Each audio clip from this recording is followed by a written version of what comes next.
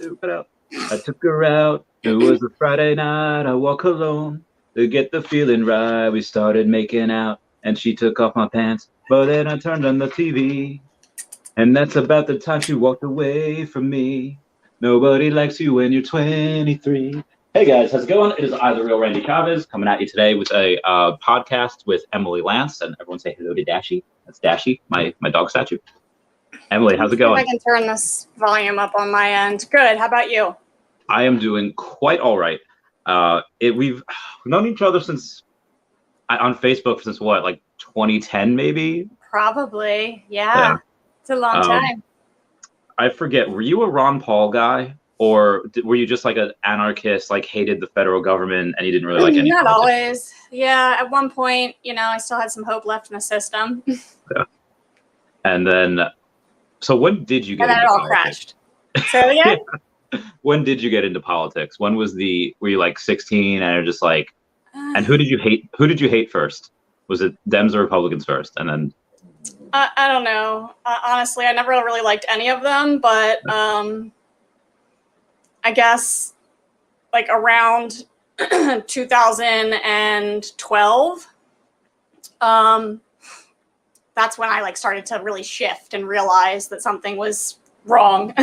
Yeah. In this country, All right, so you were in early 2012, so that was early 20s you were, and yeah. All right.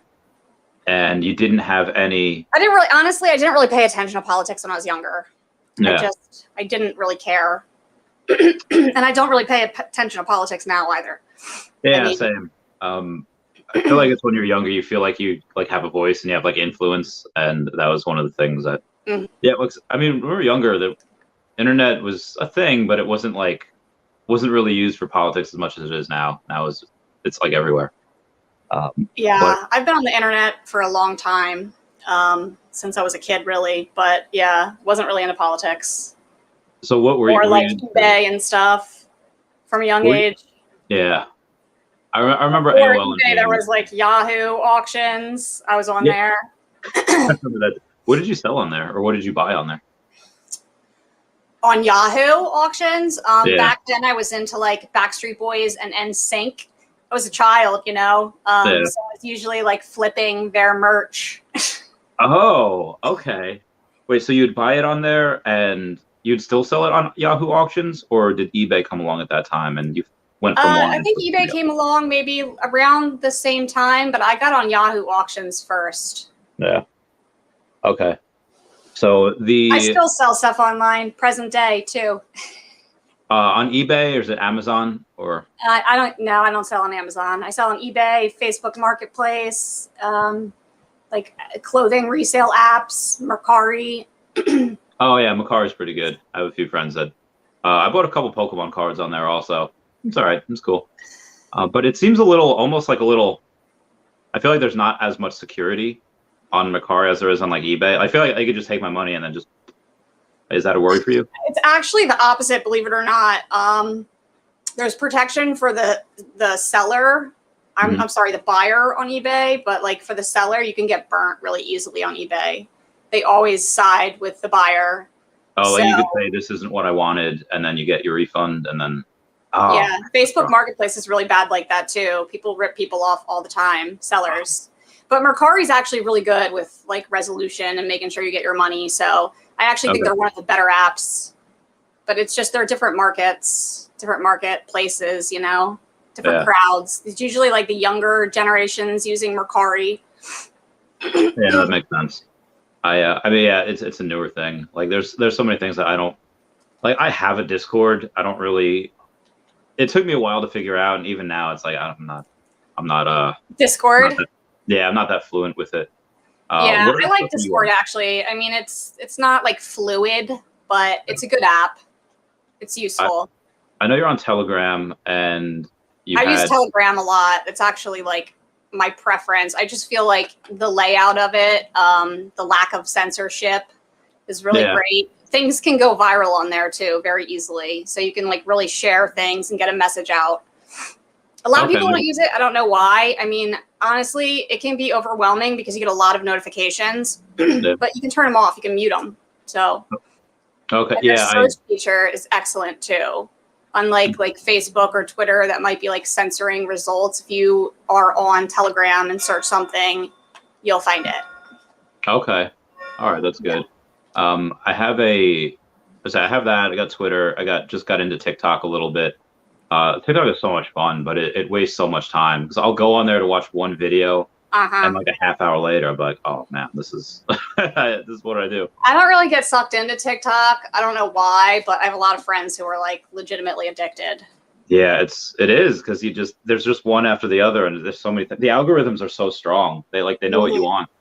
It's like I didn't know I wanted this, and I tried to get on TikTok and like post a couple things because I really do see that, you know, it can really go viral, but I only posted like 5 videos, not even with my face or anything. Just I made videos with like screenshots, and I got restricted within like a week. Oh, what were you posting? Vaccine reactions. Okay, so yeah, where did you get all? Because you had a lot of people send you a lot of stuff, and it was most of the bad reactions, right? The ones that they got it, and then they had, and a buddy of mine that I knew for a while, I met a few months ago, he had a very bad reaction where he basically had a mini stroke, and he like couldn't use like his like part of his left side for a while, and then he's better now. He's 100% now, but Yeah. how did you get people to send you all that crazy stuff? Well, I mean, I find, they don't only send it to me. I just scope the internet, you know, I just research the internet. I join all kinds of groups. I do keyword searches. I just look around, but you don't have to go far to find them now. At the beginning, when the jabs first came out, they were really, really censoring it, and it was a lot harder to find them. But present day, it's like they're not even trying to censor it anymore, honestly. Probably because most adults that have taken them, they've already made up their mind. They've taken them, you know, and anybody who doesn't want to take them, they're not taking them. Yeah. So if you like go into Twitter, for example, and just type in like myocarditis, just from today alone, you'll just see hundreds and hundreds and hundreds of comments. It's like actually disturbing. So those are people that didn't have it before, but have it after getting the jab?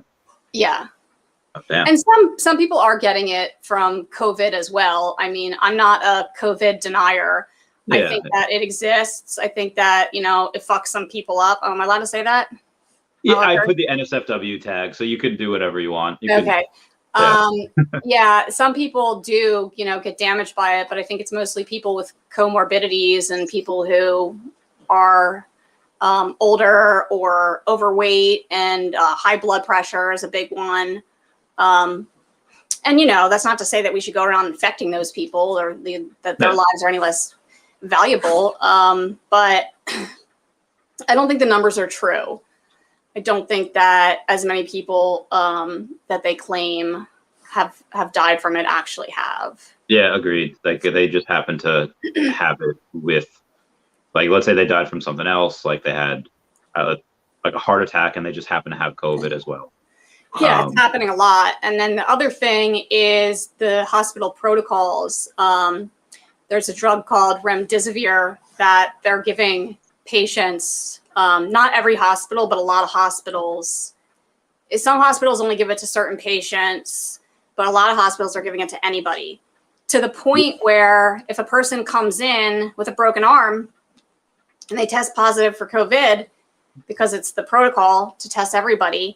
Yeah. Oh, the dog's trying to get me to play with a bone with him. Oh, puppy. Charlie, I know, buddy. Why don't you come up here? Yeah. Come here. Let's see the puppy. Sorry. No, it's all good. It's all good. So what is the purpose of reticimvir? Well, like what is that supposed to be? Yeah. There's a lot of studies on it. All of them are terrible. Basically destroys your kidneys and shuts down your organs. It can mess up your liver, all kinds of stuff. Oh, damn. Yeah, it's really bad. So what's happening is they're giving it to people. So let's say somebody comes in. Charlie, you got to stop. Hang on one second. I'm going to bring him up here with me. Yeah. See the doggo. First appearance, doggo. Face review. I know, honey. Come here. Come here. How heavy is this dog? I know, baby. Okay.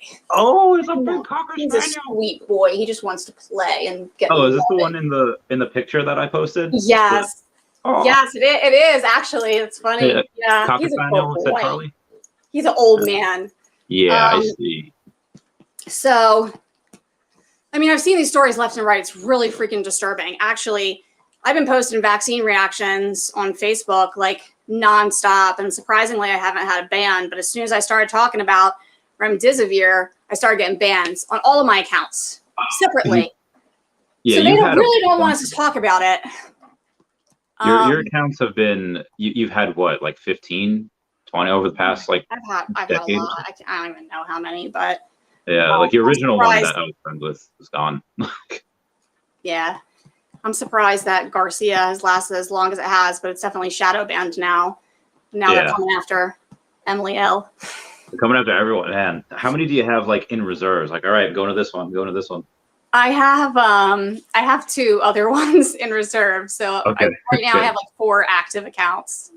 Okay. But what happens is if one gets banned, I don't know why, but for some reason, when Garcia gets banned, the other ones don't. But as soon as Emily L got banned, all 4 of my accounts got banned. Oh, no. Did you have the same email linking it? And that's why? Did you have the same email linking it? Because I use the app and I have them all logged in on the app. So like I have to sign out. But it's because I transfer between them. Like the one account I use, I've joined all of like the jab reaction. Because like sometimes, you know, they're very pro-vax in those places. And if they saw my post, they would never let me join the group. So I have to be like a sleuth about it, you know.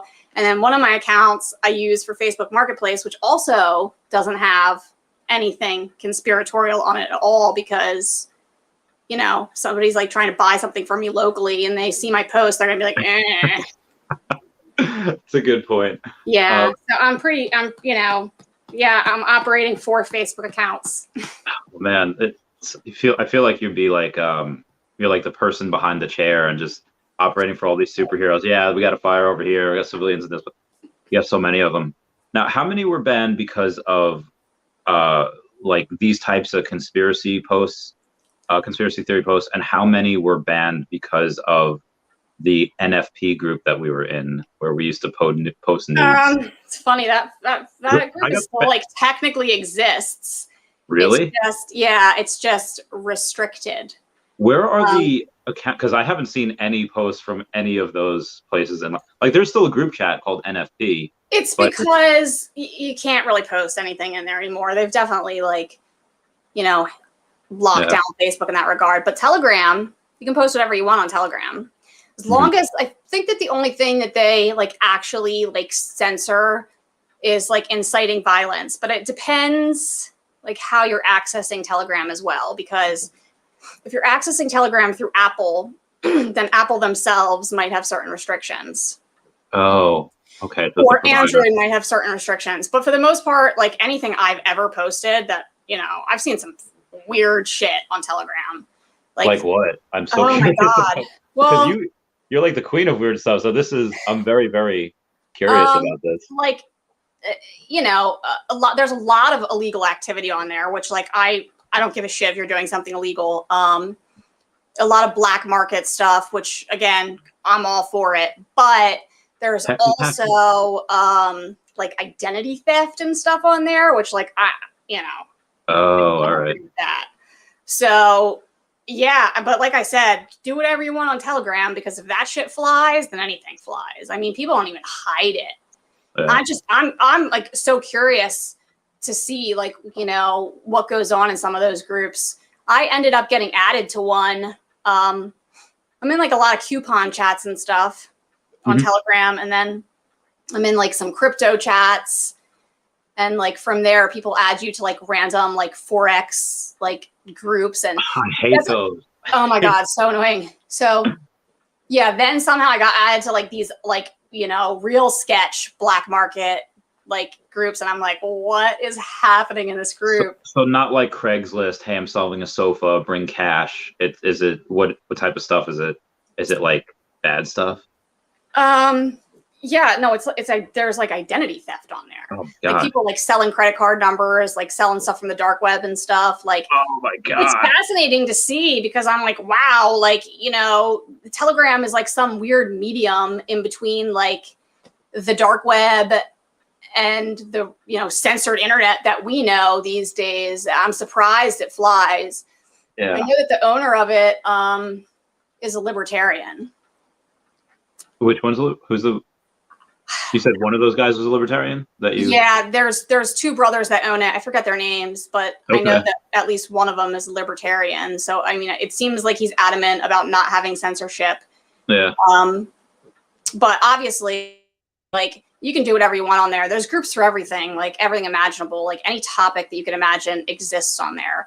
I use it for, you know, to archive vaccine reactions. Yeah. And news and the news that I care to see. Yeah. You know, keep an eye on the government because it's fast. It's like Twitter, but it's fast flowing like Twitter. But I just feel like the way it's laid out is a little bit better for me, at least. I like it better. Actually, right before we got on, I got a notification on there. Let me see if I can find it and read it to you. Sure. Bert the Jerk wants a Telegram invite. There's a Bert the Jerk wants a Telegram invite. We I have a lot of really fun people on here. I honestly didn't think we were going to be talking about topics like this. I didn't know if you had you know, I thought we were going to be talking about like the Mark Cuban and like how that would affect the market and stuff. I didn't know how your followers would feel about, you know, my I'm controversial opinions. I'm definitely going to lose followers on that, which is so weird because oh no, really? I mean, probably, yeah. Oh, I'm sorry. But no, that's the. It's my opinion, though. I mean, yeah, you but know what I mean, you don't have to agree with me. Yeah, I mean, this is also part of the gig. Like but it's weird. I had this one girl, Dr. Kate Goldstein, on, and she was pretty middle of the road on it as well. Like, and this was like last year where not as much evidence had come out, but she was still like, well, you know, if you need it, you know, and you're, you know, why not get it? But if you're healthy, and then maybe you might not need it. Like, she's pretty middle of the road, like for a doctor. Like, she wasn't like a fearmonger, which I'm not saying all doctors are. But I mean, I have everyone on, so. Okay, well, that's good. Yeah. So. Oh yeah, you're saying. The Department of Homeland Security posted a bulletin yesterday. Summary of terrorism threat to the U.S. The United States remains in a heightened threat environment fueled by several factors, including an online environment filled with false or misleading narratives and conspiracy theories, and other forms of mis, dis, and mal information, MDM, introduced and or amplified by foreign and domestic threat actors. These threat actors seek to exasperate societal friction. Yeah, that's exactly what we're doing. We're trying to exasperate friction, to sow discord and undermine public trust in government institutions, to encourage unrest, which could potentially inspire acts of violence. It goes on, but basically, I'm a terrorist now. Yeah, so they're saying that people that maybe don't believe every single thing that the government is saying, which a lot of it they've retracted on. So I don't know how they go and they say, if you believe. They really have, though. I mean, pretty much everything they said has now been disputed. And that's, you know, I think that a lot of people are changing their minds, even doctors. Yeah, even Fauci is the one that said that. He said it recently, like a couple weeks ago, saying that, oh, yeah, it was about the hospitals and the comorbidities. Saying, like, just because they had COVID doesn't mean they died from COVID. And they're like, that's like their Superman. Like, that's their golden knight. And he's saying it. And, you know, if you were to say this a year ago, you were a conspiracy theorist. Exactly. So crazy. So well, they originally claimed, you know, that it was intended to stop transmission and that we were going to have herd immunity. And even Biden said on television, what did he say exactly? If you get the vaccine, you won't get COVID. Oh my! When did he say that? Was it like when it first came out, or it was when the vaccines had already been like out for a couple of months, I think. Actually, I was here when dog sitting because I had her television on for noise for the dog. And usually I don't watch the news. I don't, I'm not exposed to that. But yeah, it was like a live footage. So, I mean, I don't have cable at home. So I heard that and I was like, what the hell? This guy's a freaking liar. I mean, not that I didn't already know that, but it's just that's a bold statement. And then before the vaccines actually came out, like when they were first being introduced, there was a video of Bill Gates being interviewed who said, we won't know the long-term effects for approximately 2 years. Direct quote. Okay. Well, that's good that he said that because he's being truthful and he doesn't, and they don't know. Now with Biden, I don't know how much they don't know, but then they lie. They tried to say that there was like safety and efficacy studies done, but I mean there probably were, but short term. There were, but it was very minimal. They left out certain groups. They didn't test for pre-existing conditions. So there's so many factors. I mean, medicine is not a one-size-fits-all thing to begin. Yeah, and it changes. That's the way that they have been pushing it this whole time, is that anybody can have it. There's nobody excluded unless you're allergic to PEG or you've had an anaphylactic response to the first jab. Yeah. Nobody else is not recommended to get it, which is crazy because imagine, let's just say it was freaking peanuts and everybody had to have peanuts to save the world. You know how many fucking people are allergic to peanuts? It's a bunch. Yeah. And some people can definitely allergic to peanuts. Yeah. So it's not just like, hey, I'm getting stuffy nose. No, their throat closes, they die.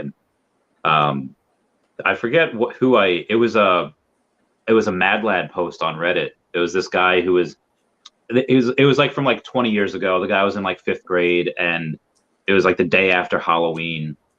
And one of his classmates because all the kids brought in their Halloween candy and he had the one classmate that was allergic to peanuts.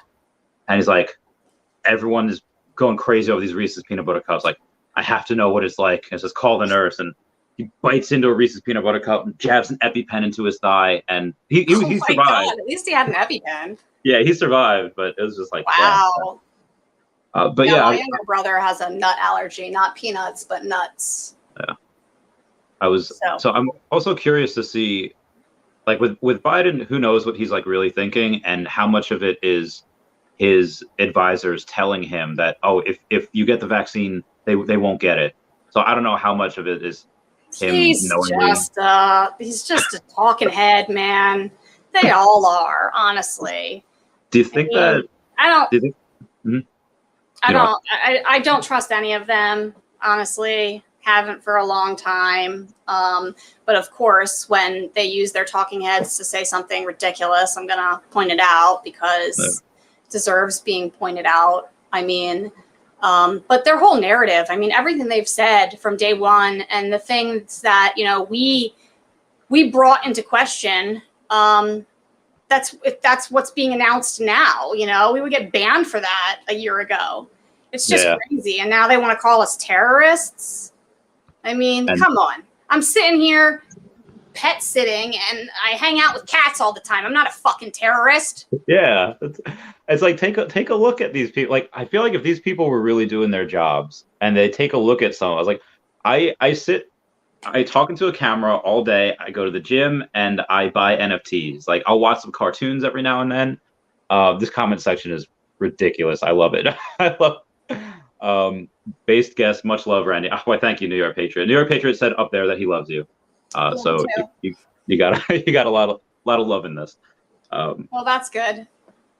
I'm glad that people understand. I think a lot more people understand than we realize.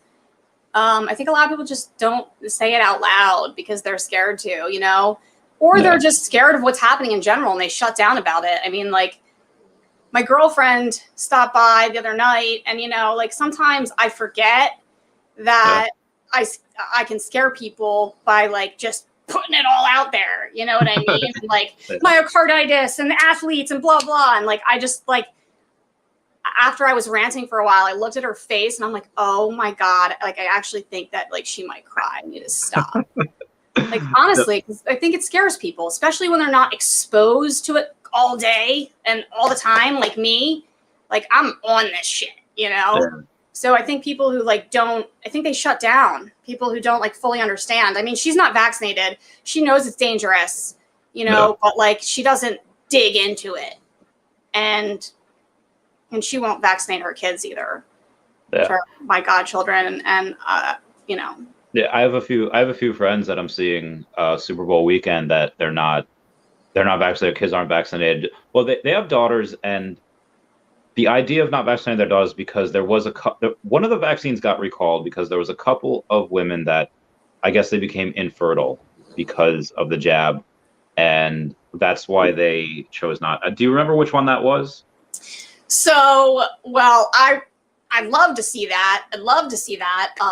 But no, none have been formally recalled for reasons. All of them there's been public discussion about all of them causing, you know, menstrual issues. And, you know, before they were admitting it, like, you know, way back, I was on about it, you know, because I was archiving reactions and I kept seeing it pop up and pop up and pop up. And I'm like, yo, like, everyone fucking stop. Everyone stop and like take a look around. We're talking about reproductive health.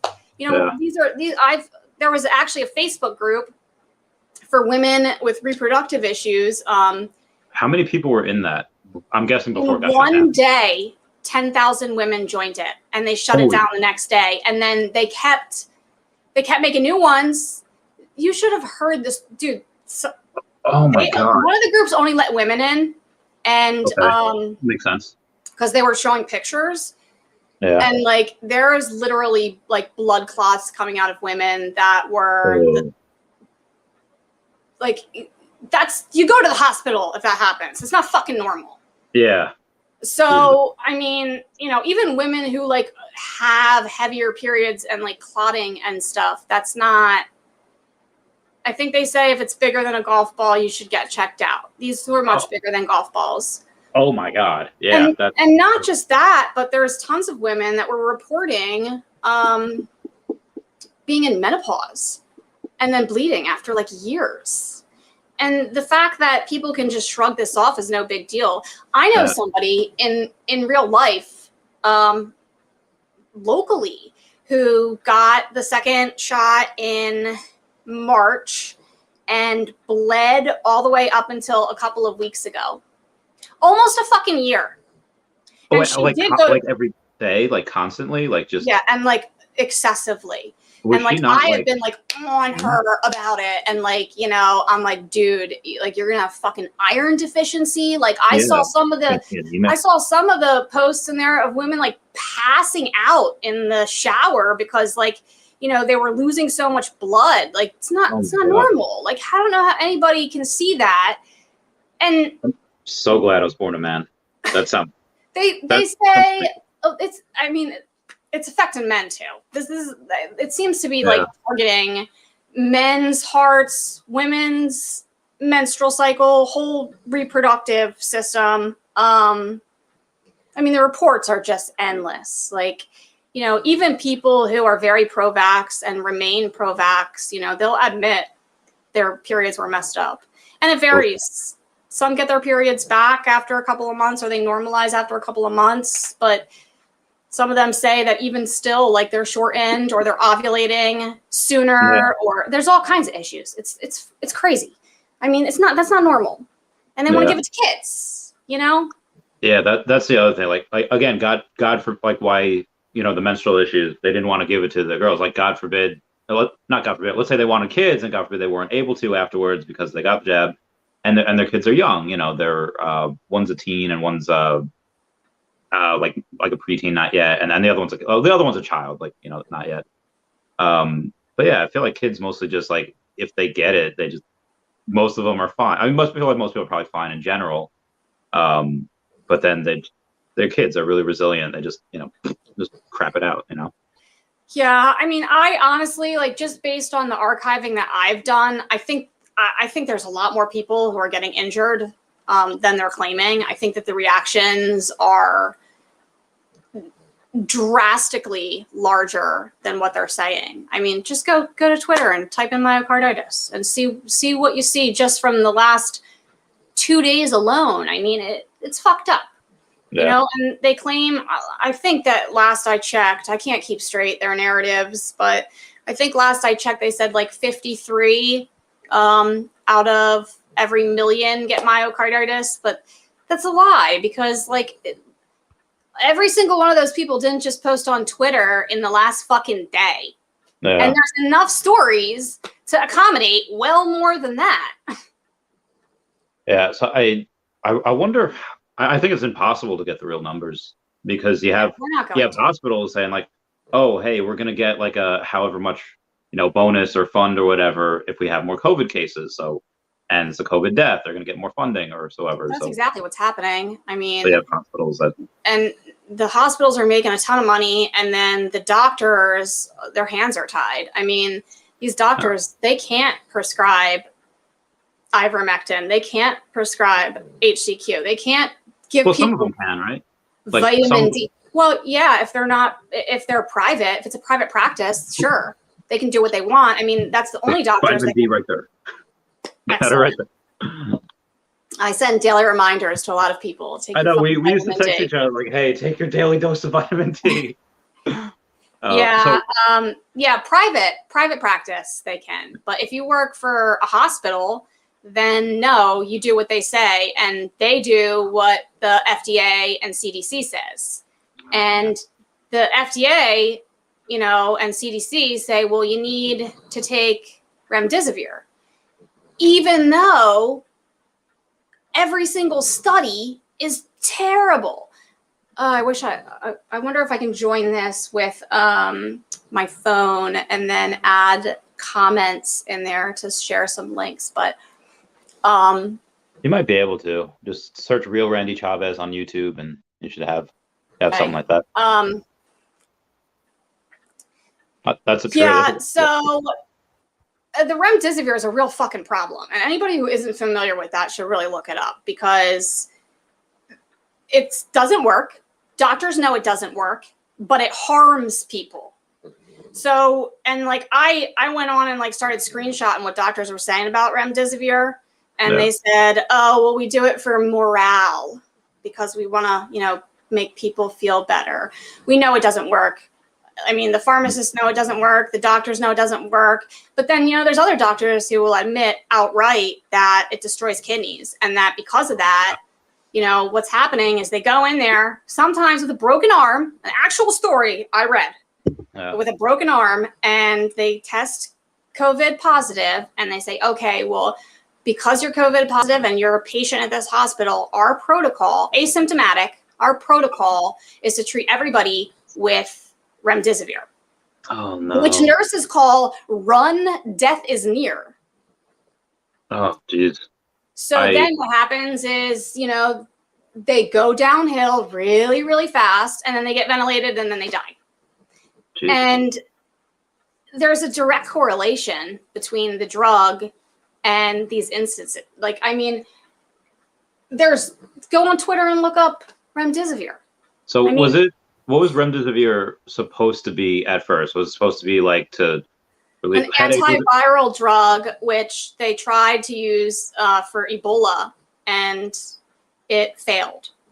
Okay. And it's made by Gilead, and, obviously this is some type of financial thing where there's somebody benefiting from it, and it costs a fucking fortune too. So like, ivermectin's cheap. I mean, it's a little bit pricey in the United States right now just because of all the hoops you have to jump through, but it's very cheap. It's a generic drug that's made by compounded pharmacies. So it's not like there's one pharmaceutical company benefiting from it. Remdesivir, is a Gilead drug, and I think it's like $5,000 a dose. So it costs a fortune, and it doesn't do anything. It kills people. I mean, it literally kills people. It's crazy. And my concern with this fucking thing is it's bad enough when people are being taken to the hospital, held hostage, literally, like medical kidnapping, held hostage. And their families can't go in, can't see, can't tell what's happening. They have to just trust that they went downhill from COVID, even though they went in there with, 92% oxygen saturation, which, people think, oh my God, if my oxygen drops below 90, I'm going to die. Well, that's not true. I had COVID twice, and you don't die. My lungs are fucking fine. It's like walking pneumonia. It's weird. You have to rest. You have to take it easy. But my oxygen saturation went down to I don't remember. I probably have my cell phone notes because I kept notes because that was in March 2020 when no one knew anything about it. So I was, keeping notes. I had no medical intervention. And I think down to 85, but I just took it easy. Wow. I laid prone. And drank Malaine tea, which opens up your lungs. And I was fine. No way. I didn't need a fucking ventilator. Yeah, I heard that's the death sentence. As soon as you get that, it means it's over. Mm-hmm. Just trying to make you comfortable. But they kidnap people in these fucking hospitals and give them the drugs that their family asked not to be treated with, and then they put them on the vent, even though the family asked that they not do that, and then they're dead. And there's no recourse. Yeah, there's no liability for anything used under emergency use authorization. Have you seen the movie I Care a Lot? Mm-mm. It's on Netflix. The dude Peter Dinklage is in it, and basically what happens is that there's this company that they take older people. They're hooked up with this doctor or series of doctors, and say, hey, there's this older person with no family, no living relatives, whatever.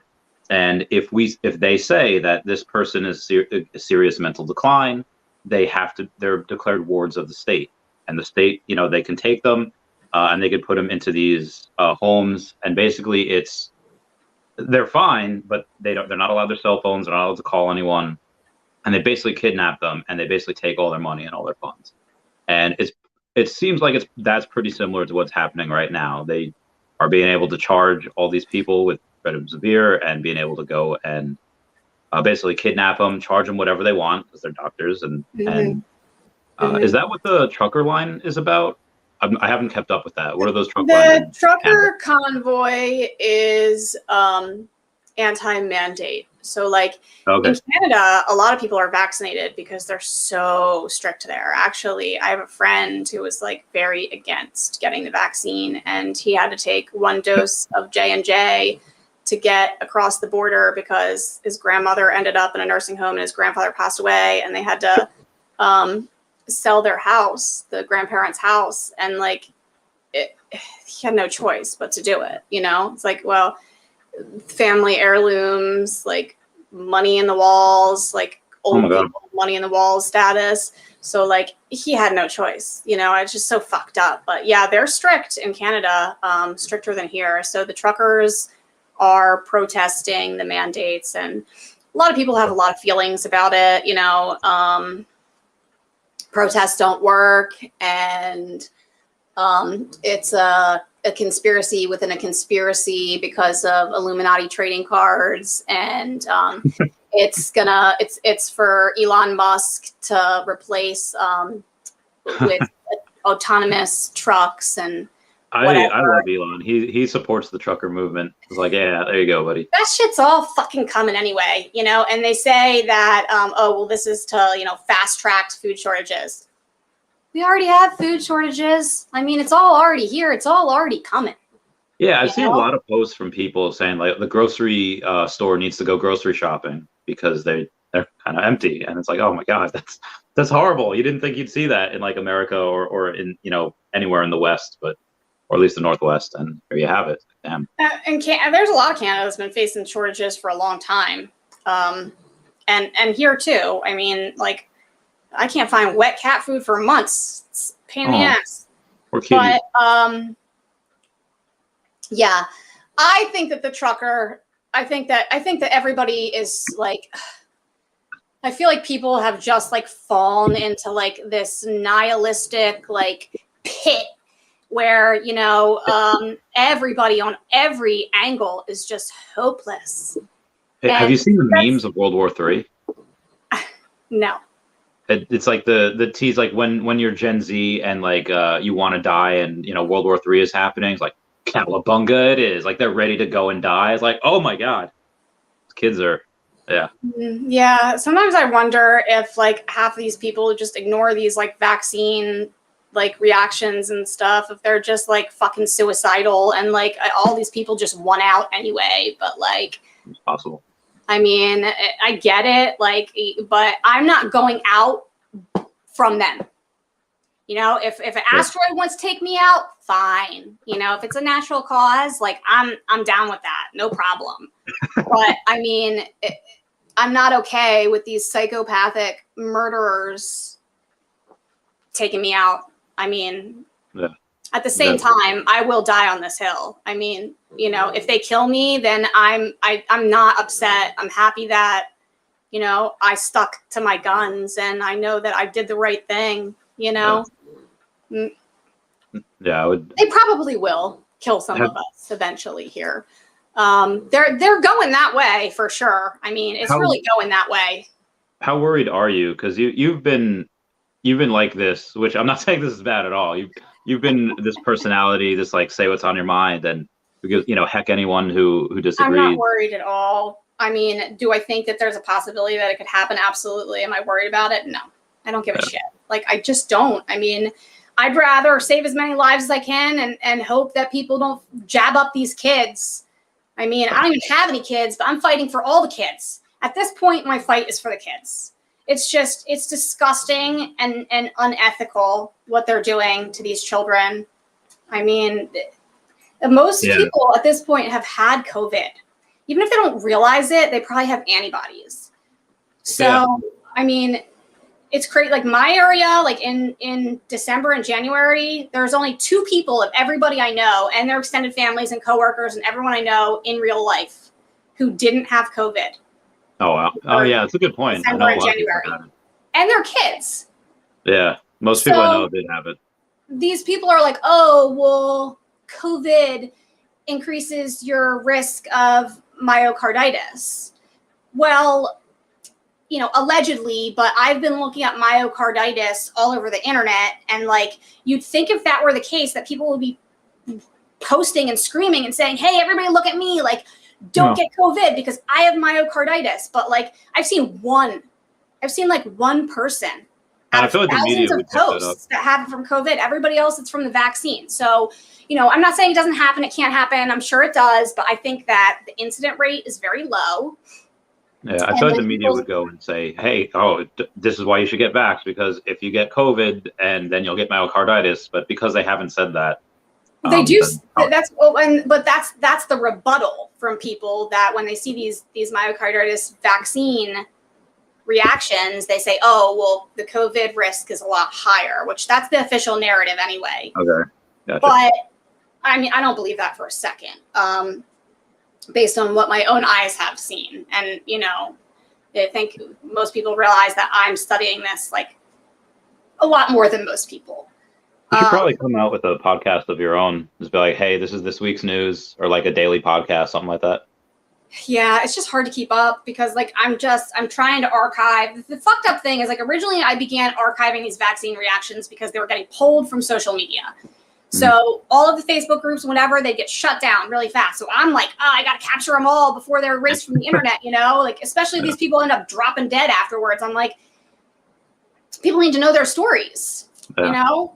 But like I said, just within recent weeks, there's not as much censorship as far as the vaccine is concerned, but there's apparently they don't like us talking about remdesivir. And about remdesivir, it's really important that people realize that what they're trying to do now is probably because if you look at things, you know, from an outside perspective, you realize that like you don't really hear many stories of people dropping dead at home. Most of these people are dying in the hospital because of the hospital protocols. Although, you know, good point. Most people haven't really put the two and two together. But what they're doing now is they're trying to issue it outpatient. Well, they are issuing it outpatient, but they're trying to push it. Oh, so that they do die at home and they don't blame it on the hospitals? I mean, yeah, they're going to blame it on COVID. Another COVID death, you know. Here, take this at home. Perfectly safe. It's going to get rid of COVID for you. They want to give it to kids. I saw on Reddit the other day a pregnant woman was prescribed it. So I saw that the Maryland National Guard is taking it into nursing homes, which is, I mean, it's fucked up. I mean, they're already isolating the elderly who are being neglected and are depressed as shit because they're isolated and they're old and they literally have nothing else to do. Those people don't even know how to use social media or distract themselves from life like the rest of us. I mean, those people just sit there and, like, you know, they've got nothing. That sucks. I could not imagine. It's terrible for the elderly.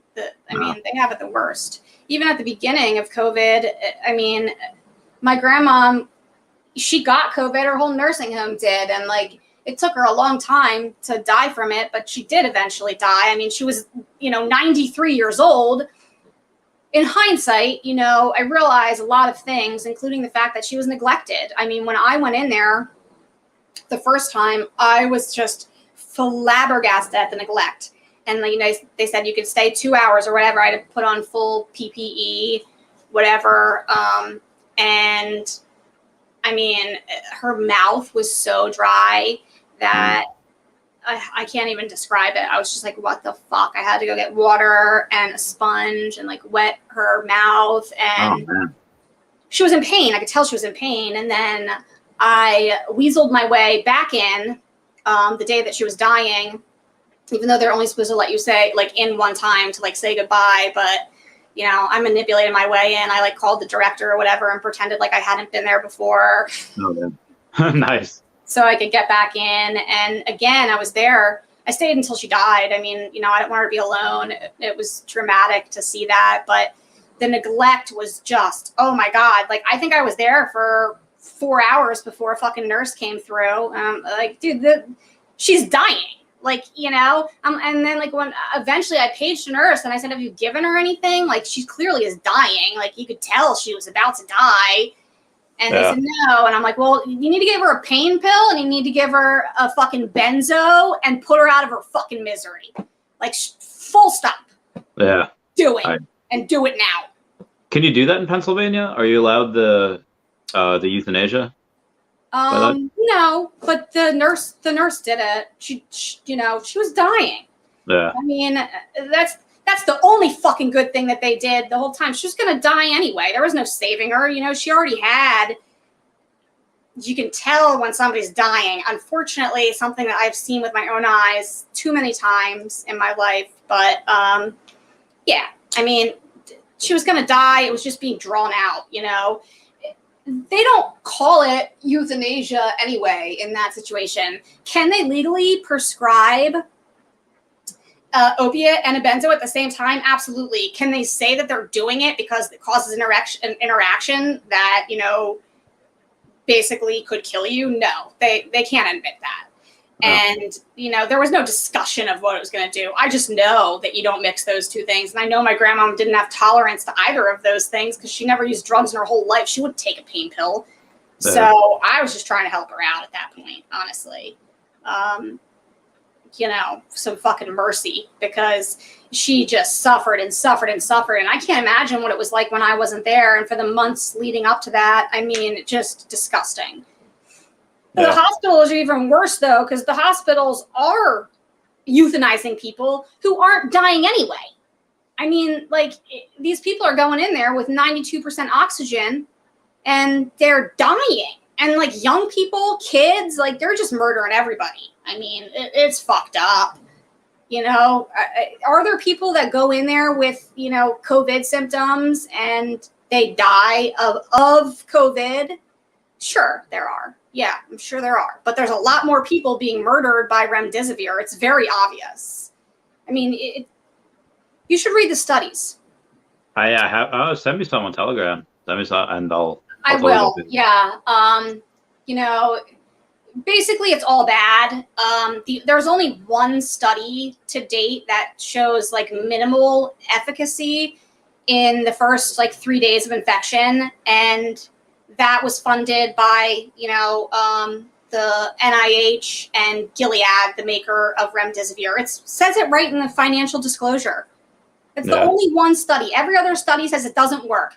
One study on U.S. veterans shows that not only does it do nothing for COVID, but it increases the length of a hospital stay.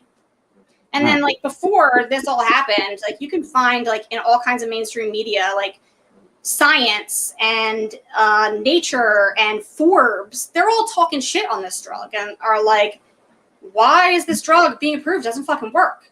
Well, I think New York Patriot hits the nail on the head saying that they're free from any liability because they're also able to take in profits because it's an emergency.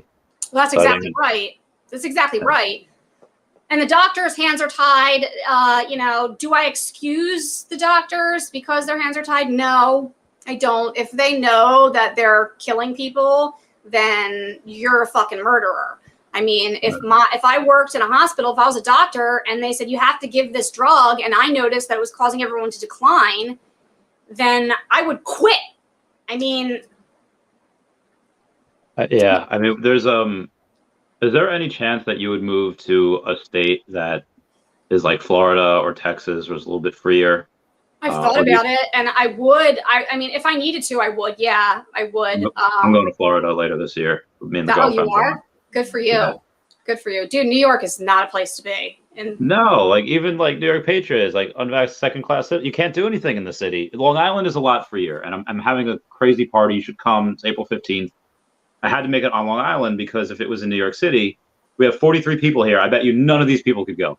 Like there's 43 viewers, none of these people could go if it was in New York City because they check all the, give me your papers. Is that tax day, April 15th? It is. It just happens to be the day. I'd love to celebrate not paying taxes. Yeah, I love you so much. It's been so long since we've talked anyway. I can't believe you never went to PorcFest back in the day. Do you know what that was? Yep, I know. Yeah, I should have. That was so much fun. You would have got to meet Sarah like the few times. I've heard it was really great. I really did. Sarah ever go? Yeah, she went a few times. I went twice and she was there both times, but she used to go every year. That was her thing. And it was we had a stripper battle one day because there was a pole there, and we did our moves because we both used to dance. So that was a lot of fun. And we also had, I was a minority paying in dollars, but like the first year I was there, most people were paying in like bits of silver. But then the second time I went, a lot of people were paying in crypto. They were paying in like bits of Bitcoin or bits of Dogecoin. That it was so crazy. And it was so early when that happened. Yeah. What year was that? I think the first time I was in 2014. The second time I went, I think was 2017, maybe, or 20. Shit, in 2014, you still could have stocked up on Bitcoin. Pretty low price. See, the reason why I didn't is because Bitcoin was like $500 a coin at that time when I went. But it was like $900 a coin like a month prior. And I was like, you know what? It had its run. It's not going to. I was just so stupid. I was young. I didn't really know too much about finance. And yeah, I was an idiot. I followed it from like the early days, honestly, and like would recommend other people like buy it and stuff. But I didn't really buy too much of it because I just didn't have the money to invest. You know what I mean? Yeah. I regret not investing because in hindsight, not much money. Yeah. But we had a bunch of things like there was a cuddle tent. It basically turned into like an orgy tent. Pretty much. There was mushrooms going around. It was crazy. I did what was it? Ayahuasca. Oh my God. Dude, it was crazy. It was awesome. Oh my God. In a setting like that, that's really crazy. To barf your brains out? No, I did feel nauseous for the first 15 minutes, but then afterwards it was fine. It was a trip. Like I would close my eyes, but I could still see everything. But also, like I saw, like there was a tree, there's the rope, there's people, but I also saw other things that weren't really there, and I knew they weren't. It makes a lot of people barf. Yeah, it makes sense because I was nauseous for quite a while. Were you able to like move about? Yeah, I could walk. I guess I didn't take like the highest dose because there's some people that say like, no, you just got to sit there and let it happen. But no, you're probably better off because you probably would have been like floored. Yeah. Have you ever done mushrooms? Oh yeah. Oh yeah, that's my. I was on did some acid this weekend when I was at a wedding. That was great. That was a lot of fun. You ever do that? Oh yeah. Yeah, It's fun. I've done a lot of hallucinogens. I mean, not so much recently, but I would take mushrooms if I had them because they're really great for headaches, believe it or not. And I have like chronic migraines. So when I have a migraine episode, it's like cluster migraines. So when I get them, it lasts for like days sometimes. Actually, I just got over one, thank God, because I'm like, oh my God, I can't cancel on Randy again. But yeah, mushrooms actually really help with that. They'll keep the migraines away for a while. Okay. But they're not, it's not always the easiest thing to access. I know a couple places I can get them, but I don't trust like most drugs these days in general. I'm not worried about mushrooms, but like if somebody tried to give me like MDMA, I'd be like, fuck no, we're testing that fucking shit because it's just everything's fentanyl and you don't know what that's laced with. I don't think, because I have an addictive personality, I don't think I'd ever do any like type of hard drugs. Like I don't think, because like God forbid, like I get like I would never do. I'd never ride the white horse. You're better off. I mean, most of them are fucking trash anyway. They'll just ruin your life and steal your soul. Yeah, I don't think I could. I don't think I could do that. I mean, I don't think it's a smart idea to like recreationally smoke crack or recreationally use heroin. I mean, it's all fentanyl now anyway. So if you tried to do it and had no tolerance, you're broken. Yeah, that's a good point. It's actually the leading cause of deaths of young people now is fentanyl, and that's a fucking epidemic too. No one wants to talk about that, I know there's so many things, and it's like, how do you choose to pick one to talk about and try to spread truth about? Well, I mean, right now I think the most pressing issue is the fact that our government is full on cracking down and turning into Nazi Germany, and I mean, it's all lumps together with the vaccine and the remdesivir and the medical kidnapping and, now calling people terrorists. And it's bad news. For me, that's the most pressing issue. Other than animals, obviously, I'll always make time for that's my big one. But silver lining with this is that if I decide to sell my sperm because I'm unvaxxed, apparently the value has gone through the roof. I would believe it. I would definitely believe that, honestly. Yeah. I mean, most of us who, have chosen not to take it, we would never engage sexually with somebody who's vaccinated. I just don't trust it. We don't fucking know shit. And what I do know is that all these people are messed up and their reproductive systems are messed up. And I mean, it's crazy to me. And they just lie. I mean, type in heart attack on Twitter, type in cardiac arrest on Twitter. What's scary is that not only is it happening to a ton of people, it's happening to kids. Yeah, so like the heart issues with kids, everybody needs to stop for a second and just like take a step back. And when the fuck has anybody ever heard of children having cardiac arrest? Unless they have, like some underlying condition or something, but that is rare. That was like a story you hear about once in a lifetime, not something that's happening so much that there's 50 comments about it today alone on Twitter. And the athletes dropping. Have you seen the videos of the athletes dropping? The soccer players, right? Uh-huh. Yeah. Not just soccer players, but it does seem to be like disproportionately affecting them. I don't know why. Even in the sporting stadiums of the athletes, I've seen multiple stories now of like fans like needing to have emergency help because of having heart problems in the stadiums. Yeah. Stopping games because of it. Like to the point where I think the one day there was like 3 different places all in one day where it was fans. And then there was 2 fans in one stadium one day. Every single day there's a story about this involving soccer players or athletes. I mean, some of them are children. Oh, it's crazy. I mean, it's just not normal. Like, You know, this would be such a rare incident that it would be on the mainstream media if it was naturally occurring, and it would go viral because everyone would be like, oh my God, a football player croaked during a live game. But when it happens to 400 of them in 6 months, nobody talks about it. It's mind-boggling. That's so weird. So what is your, how to say favorite? Like, what's your, I guess too, like, what's your favorite conspiracy and what's the one you're most scared of? Oh God, I don't think I have a favorite one because I think they all fucking suck. I mean, you know, for years and years and years, like studying this stuff and like knowing what was coming, like I always said, I hope I'm wrong. I hope I'm fucking crazy. Like, I'd love to be crazy. I'd love to be wrong because like, this is not comforting, you know, but now here we are. And, you know, we're at the point of no return, and it's bad. I mean, all these conspiracies, they all fucking lump together. I mean, this is the new world order. That's what it is. This is one world government. I was hoping you'd bring that up because so when I went, like part of the reason I went in the military was because I thought, or I guess knew that you're probably not going to see any change from the top down. It's only to come from the bottom up. I was like, okay, maybe I could go in and maybe I can like be like Captain America, like, you know, stand for freedom.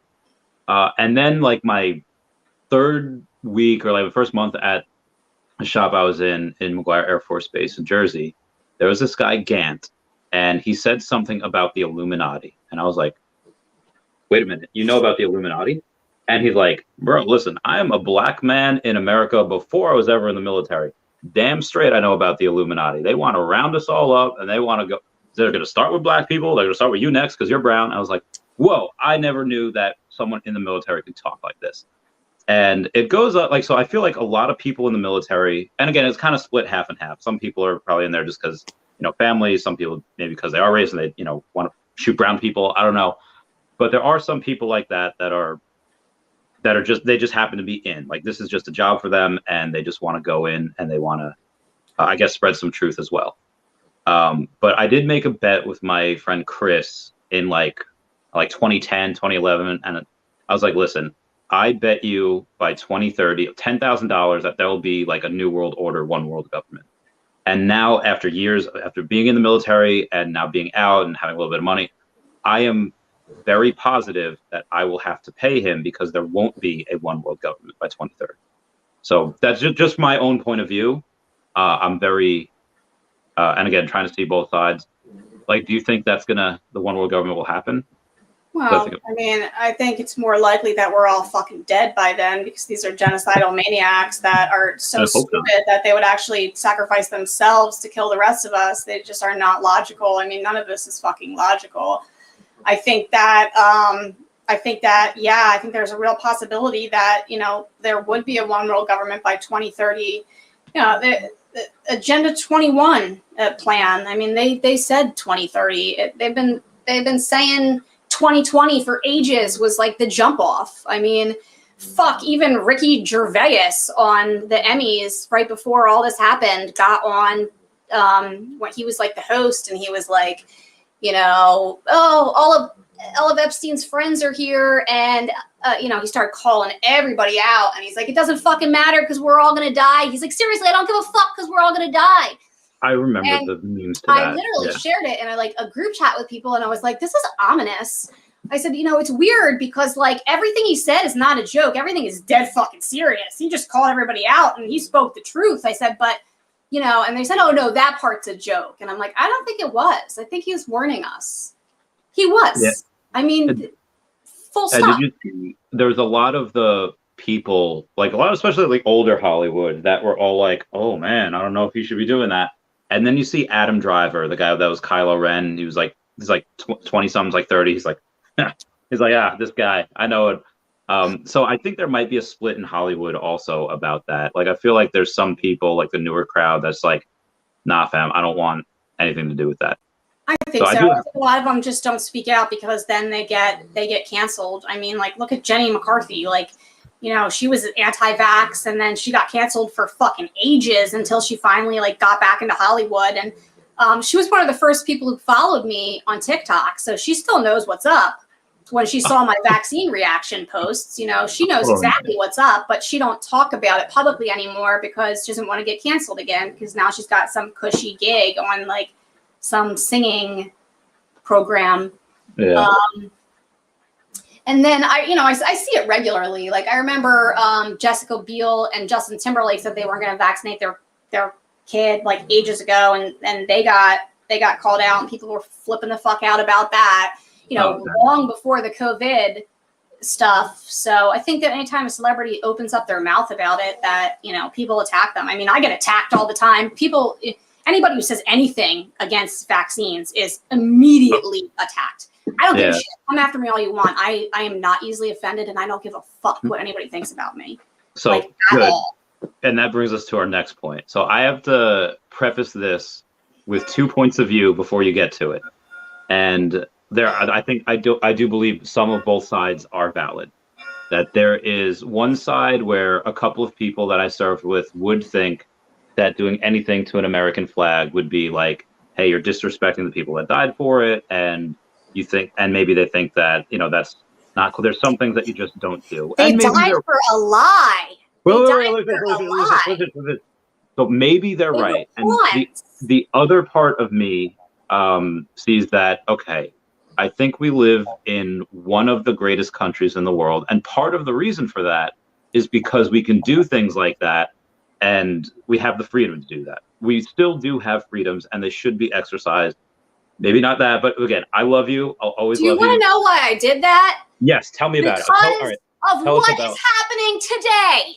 Literally, this is what I've been screaming about for 10 fucking years. It's happening. I mean, I don't have a problem with America as a fucking landmass or the people. I have a problem with the United States government, you know, and that's what it represents. Oh, praise a flag. They're asking you to praise them. Full stop. I mean, everything that you're brainwashed to do is praising the government as if it's some religion. And it's gotten to the point now where people are not only praising government, but worse, they're praising science, where they're in this cult. I mean, where, you know, they say, trust the science and follow the science, but then they completely ignore any science that doesn't agree with their narrative. I mean, even if it's a published study, even if it's a doctor saying it.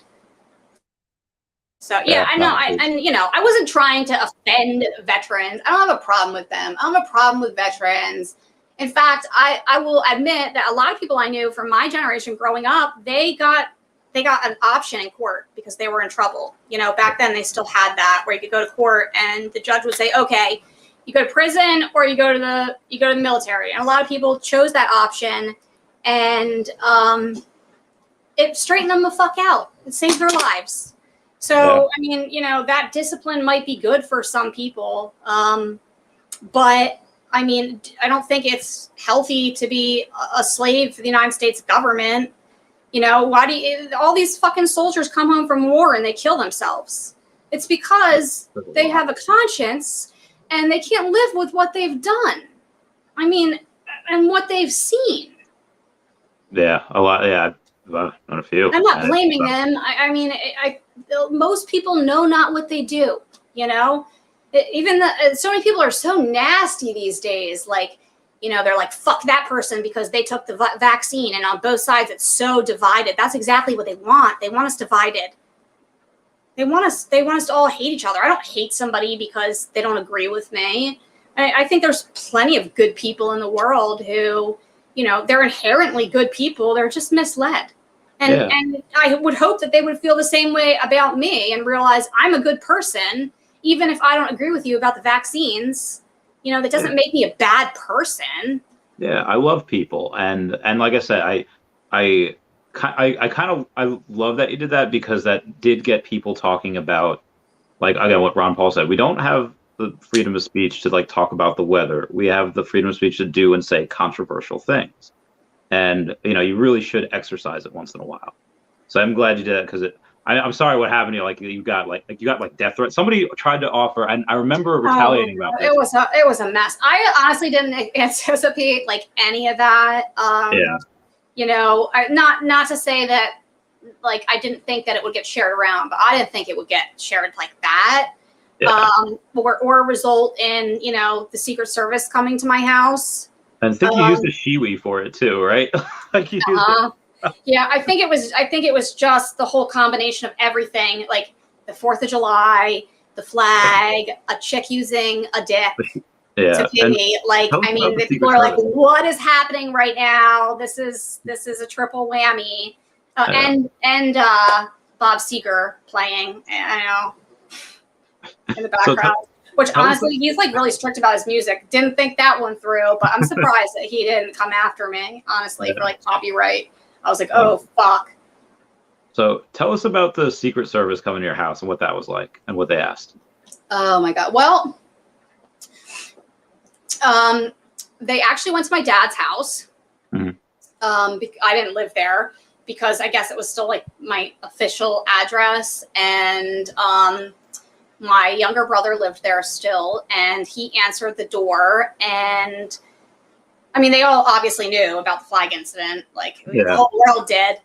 So, I mean, people messaged me from like Germany, all over the fucking world. I was like, oh boy. Holy crap. You know, people were calling all my relatives like, oh my God, what the fuck? But no, they went to my dad's house, and my brother answered the door, and they basically were like, yeah, we're looking for Emily. We're the Secret Service. And my brother was like, no, you're not. Like, and slammed the door in their face. And then my brother called the police and was basically like, there's these guys pretending to be the Secret Service at my door. And they're like, oh yeah, they stopped by here first. That is the Secret Service. Like, oh, fuck. And yeah, so then I guess he called my dad, and my dad came home, and they talked to my dad and my brother first, like privately, before I even knew this was happening. Although somebody did warn me that this was coming, which is interesting.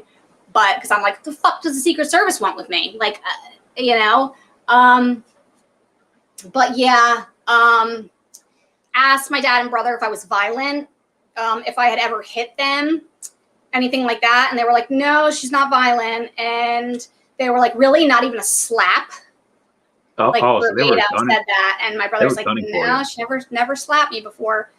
And then they asked my brother about like my like computer skills and if I could use Photoshop. And my brother's like, no, definitely not. Like, she's not artistic at all. She gets around the social media and whatever, but like no art, which is absolutely true. Like, because the reason they were alleging that they came to my house in the first place was because somebody made a fake page with my name and put a picture of Trump's son on there with like a noose or something like that, which I never even saw the page. So like somebody told me about it, but I never actually even saw it because my social media and everything just went so crazy so fast that I didn't see it. But funny thing about that. So when the Secret Service my dad called me and was basically like, hey honey, sit down. And I'm like, okay. And he's like, listen, the Secret Service here, you got to come up here. He's like, I don't want you like alone with them, so I'm going to stay.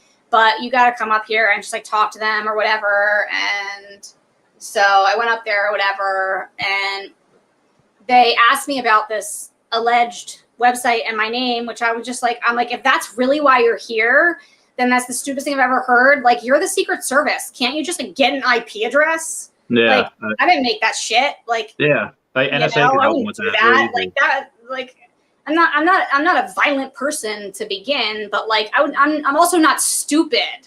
Yeah. That's stupid. So yeah, they were like, well, yeah, we saw this thing about like we saw it with Barron Trump. Well, here I literally don't pay attention to politics outside of like what I need to see for like what their narrative is.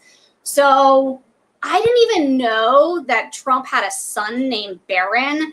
And when they kept saying Barron Trump, I thought that they were like knighting him as like a lord or something, like that, like the Baron. And I'm like, why are they doing that? Like Lord Trump. And I thought they were talking about Donald, the entire time. So I'm like, I didn't make anything with Donald. Like, I don't know what the fuck you're talking about. It turns out they were talking about his kid, and I didn't even know he had a kid named Baron. Yeah. But in hindsight, that's very funny. It's very funny that I thought that. Yeah, so I don't know. They asked me if I was part of Antifa, which I said no. And then they asked me, like, on numerous different occasions, like, you know, who I report to and who my leader is. And, like, then my God. They were so old school that they had, like, people think that, like, these intelligence agencies are, like, so advanced and blah, blah, blah. But, like, they couldn't even get an IP address, first of all. And they told me it would require a court order to do so. They literally had pen and fucking paper. I'm like, where's your iPad? Yeah. Like, you know, they didn't have like a little laptop, a little crazy laptop, like, you know. So that is one thing that really worries me. I've had this guy, Ty McDonough, on a few times. He used to work for FEMA, and he used to, I mean, now he's just like chill. He bartends. He's just like, he's a chill dude. But he said that, you know, for emergency services, like if the sun has a solar flare and, you know, like electricity's like gone and like there's no more internet, there's no more like cell phones or whatever, FEMA has zero, there's no plan. FEMA has zero idea of what to do during that information. Like they are so screwed. And that's like, if the government, like Secret Service, they what? I said, that doesn't surprise me. Yeah, I mean, I thought my at least experience with the Secret Service made me realize that, like, so like they brought up like social media. They had like printouts and like we're like, so this is a Twitter account. This is a Twitter account. Like I have a lot of Twitter accounts also. So, but this is an email address. This is a profile. But like they were missing like half of anything associated to me. And like I will say that like my internet history has been all over the place. So like. Okay, but like, yeah, there was a lot that they didn't know, which was surprising to me. They were really adamant about the fact that, you know, like I was Antifa, like on the side of communism, whatever. And I'm like, where did you even get this stuff? Yeah. Like, did you even look at my profile? You know, and they wanted to know about like protests I had been to and stuff. And I'm like, I really don't go to protests. Like, I go and feed the homeless and like, you know, dress the homeless. They're like, well, have you been homeless to, yeah. They're like, have you been to any like speeches, political speeches? I'm like, never in my life. Like, you know, they were basically trying to like entrap me into like some type of like terrorist agenda. You know, I think that the longer that they spoke to me, the more that they realized like, this is going nowhere. We're wasting our time. But I didn't find them threatening at all. They did come like squad deep in their you know, blacked out SUVs, but they were plain clothed. I don't know how many in total. Only 2 came inside. The other ones like stayed in their cars, which is so bizarre. Oh, and something else that was really humorous to me. They told me that immediately prior to visiting me, they had visited Johnny Depp because apparently Johnny Depp around that same time was involved in some scandal around Trump. But I'm like, wow, that I'm on that level. You're on the same level as Johnny Depp. That's amazing. Let's see if I can get him on the podcast. It's interesting because at that time, my Facebook wasn't banned. So I actually disabled it because things got so out of control that I deactivated it temporarily. And the Secret Service was livid. They told me, do not ever get back on Facebook again. It's pretty much what they said to me. And I'm just like, probably not going to happen. I can't control myself. Yeah. But I tried to reactivate it. And as soon as I did, I got a like notice from Facebook basically that my Facebook was permanently disabled, not deleted, disabled. So they still have all my data, but I can't touch it. And I can't delete it if I wanted to. But the reason that they banned me was not the video. They banned me permanently. They cited a screenshot that I took of somebody that was like putting a bounty out on my head. Yeah, it's like for like a $3,000. Like nobody's gonna take a $3,000 bounty. Right. when I saw that, I wasn't like, oh my God, somebody's gonna take $3,000 and shoot me in the head. Like, in fact, everybody I know with guns was literally like surrounding me at that point because they were concerned for me and my family because people were fucking nuts. I mean, like, there's people who sent letters to my dad's house, like found that address online, and like I never read them. My dad like literally just was like, they're trash. You don't need to see that shit. So I would have been curious too. I can handle it. He thinks he's protecting me, but I'm like, ooh, it's pretty good. Either way, trust me, if anybody had come to my dad's house and he was there, it doesn't matter. My dad would have taken the motherfuckers out. Like, so no, it's just crazy. People are crazy. And I understand that it was probably in poor taste. You know, it's probably not the best way to protest, but look how many people's attention that it got. I mean, honestly, we're losing free speech right now. So, I mean, it's pretty symbolic in hindsight because they literally just announced yesterday that you're a fucking terrorist if you oppose their agenda. I'm really curious to see what happens to this video. And I think the saving grace is that there's only 40-something people here that are watching it. Now, there's probably be a couple hundred people that'll watch it over the next week or so, maybe 1,000. But I'm really curious to see what happens to the channel and what happens to everything. So, but I mean, I knew what I was doing. Like, I knew. You know, A&E contacted me. Mm-hmm. The like mainstream television network, A&E. Do like a movie or documentary? Like 2 years after, probably after it, like, or maybe even just like a year ago. I'm not exactly sure, but long time after it happened. So I was like, wow, I thought this was over. Yeah. But yeah, they contacted me, and I like kind of just figured it was like, I don't know. I got a text from her, and like I kind of just let it go. I didn't know if it was like serious or what it was. And then my brother actually like got a message from her on LinkedIn, like, you know, with her like official like A&E like whatever, and was like, yeah, we're trying to contact your sister. And he replied and like asked what was going on, and she was like, oh, we're making a series about like people who go viral and have like bad outcomes from it. And but I thought about it, you know, but I'm like, dude, A&E will censor the shit out of me, or just be bleeping me out because I can't shut my mouth, like, you know, beep beep. So I mean, I can only imagine the way that they would spin it, you know. Not to mention that like that's on the mainstream shit. Like I don't want to subject my family to that. Yeah. You know, I mean, they already had to deal with so much bullshit because of me, like, and honestly, like, I don't care if people came after me, but like, they came after my family and my friends, like, who, you know, they had nothing to do with it. My opinions are my own, you know, and I told that to the Secret Service too. Like, nobody fucking controls me. Like, who are you answering to? Like, I mean, answer to me. It was me. I did it. My choice, my words. I take full responsibility for my actions. You know, I don't answer to anybody. That reminds me of when they were going around Occupy Wall Street and they were trying to find out, like, hey, who's your leader? Like, they're trying to find out who tried to organize it, and they couldn't. So yeah. Around that time is definitely like around the time that I started to become vocal.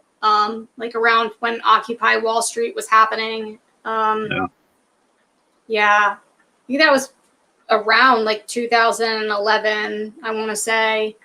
But honestly, for the majority of like the time that I've been outspoken, I've mostly stayed away from like the vaccine conversation because it's always been really, really, really controversial. Yeah. And you know, like, do I think that it's wrong to give a cat a rabies vaccine? No.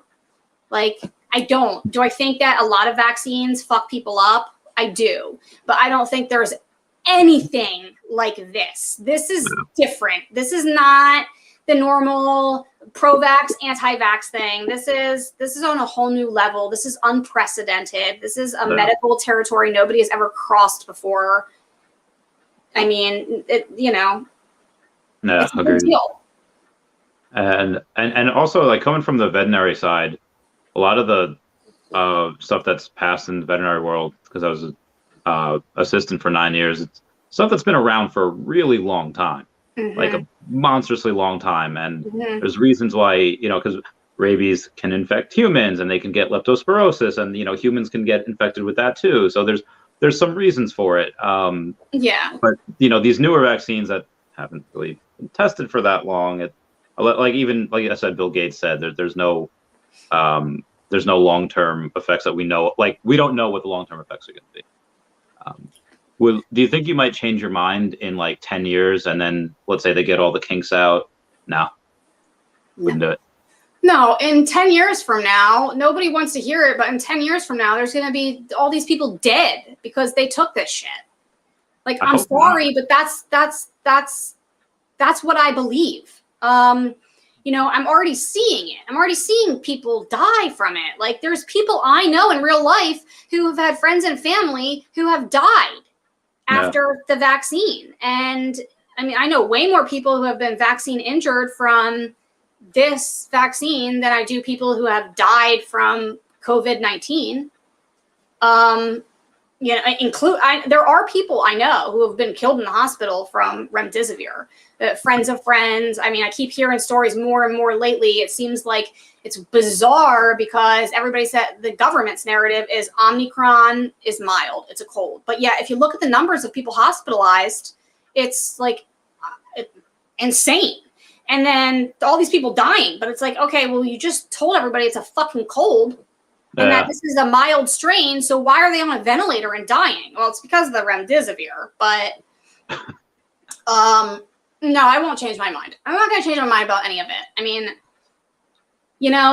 I can see both sides of it. I can see other people's perspective, and I respect them. I don't think it's healthy to like hate people that don't think the way that you do. I think that's exactly what you want. I think they want to divide us. I think, it's Republican versus Democrat and white versus black and, vax versus anti-vax, and anything you can possibly use to divide, it's going to happen.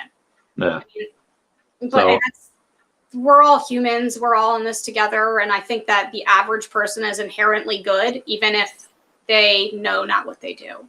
Yeah, I love people. Part of what the channel is about, trying to help people make money, trying to help people make money with either crypto or NFTs which, by the way, get into some, like, I know you've probably been using Bitcoin for a while, and maybe Doge did.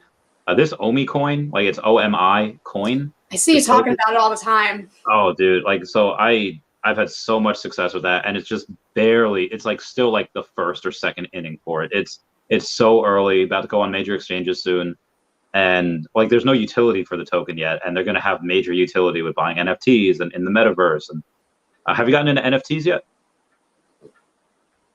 Oh, you think you're freezing up a little bit? Oh, okay. Have you gotten into NFTs yet? Not really. I did like get on. What the fuck is the name of the website? I'd have to look. I got on this site that a Facebook buddy of mine was like selling his art on, that you sell NFTs. Like OpenSea? Yeah, it was OpenSea. Yep. Yeah. OpenSea. And I'm not artistic though, like at all. So like, I mean, I would probably be better off like trying to like, my whole family's artistic except for me and my dad. So like both of my brothers are very artistic. So like I could probably sell some of their art on there and like, because they probably wouldn't bother with it, but just like split the profits. I should do that. But some of the NFTs I don't understand. Like, it's just like a digital image of like, a monkey or something. Like, I saw one that sold for like millions of dollars, and I'm like, well, I don't know how to make that. I don't know how to make a digital image of a monkey to sell. Yeah. So a lot of those, which I don't really like some of the art is cool and it's interesting, but a lot of what people say, well, I could just screenshot it and look at it. And to their credit, you can just screenshot it and look at it. But it's on the blockchain where some of these, and I'm not even talking about those. I'm talking about this app called veve, where they have actual IP. Like, they have licenses from Cartoon Network to Disney to Marvel and DC. And it's really crazy that they have like I'm sure that they have a monopoly, and the government might come for them one day. Like, hey, you're too big, you have too much, and people would be buying like Deadpools and Storms and all these crazy stuff. It's really fun. It's really interesting. You have had a pretty colorful career on doing, like you said, buying and selling stuff on Mercari and eBay and all that. What has been some of the crazier things you've done for money? Oh my God. Like selling used socks and used panties and, Oh, you went down that route. Oh yeah. Before it was like a thing, like before, fart jars were a thing, like, way back in the day. Did you ever dance? Like I heard the chick made a NFT of her like fart jars. I'm like, what the fuck? Did you ever have a? Did you ever dance to like meet the clients? Like, oh no. No. No, I'm an awful dancer. Actually, I would be a miserable stripper. So when we had that group, the Nudes for Foods, I guess it evolved into, after it was not for. Did you ever sell anything on there? Not on there, no. No. Oh, no, not on there, but like just like random people on the internet, like years ago. Actually, I would like recruit some of my friends to like get involved with it. Like I remember like there was a market for like, sweaty men's socks. So like, oh, really? Oh yeah. So Why did you tell me I about remember this is ages ago. Oh my God. Probably like back when like Craigslist was like the only medium. Okay. So I can't like really think of the actual year, but like I was probably fairly young still. And I remember I had one of my buddies take pictures, in like of our variety of man socks, told him what it was for. Yeah. But then it went so well and he wasn't around that I literally recruited my little brother and was like, yo, let me take some pictures of your feet and your socks. And he's like, for what? And I'm like, well, there's dudes on the internet. You won't show your face. It's no big deal. It's just, you know what I mean? So true story. Yeah. Dude, I would have done that. Like I would still do that. He thought I was fucking nuts, but he's like, whatever.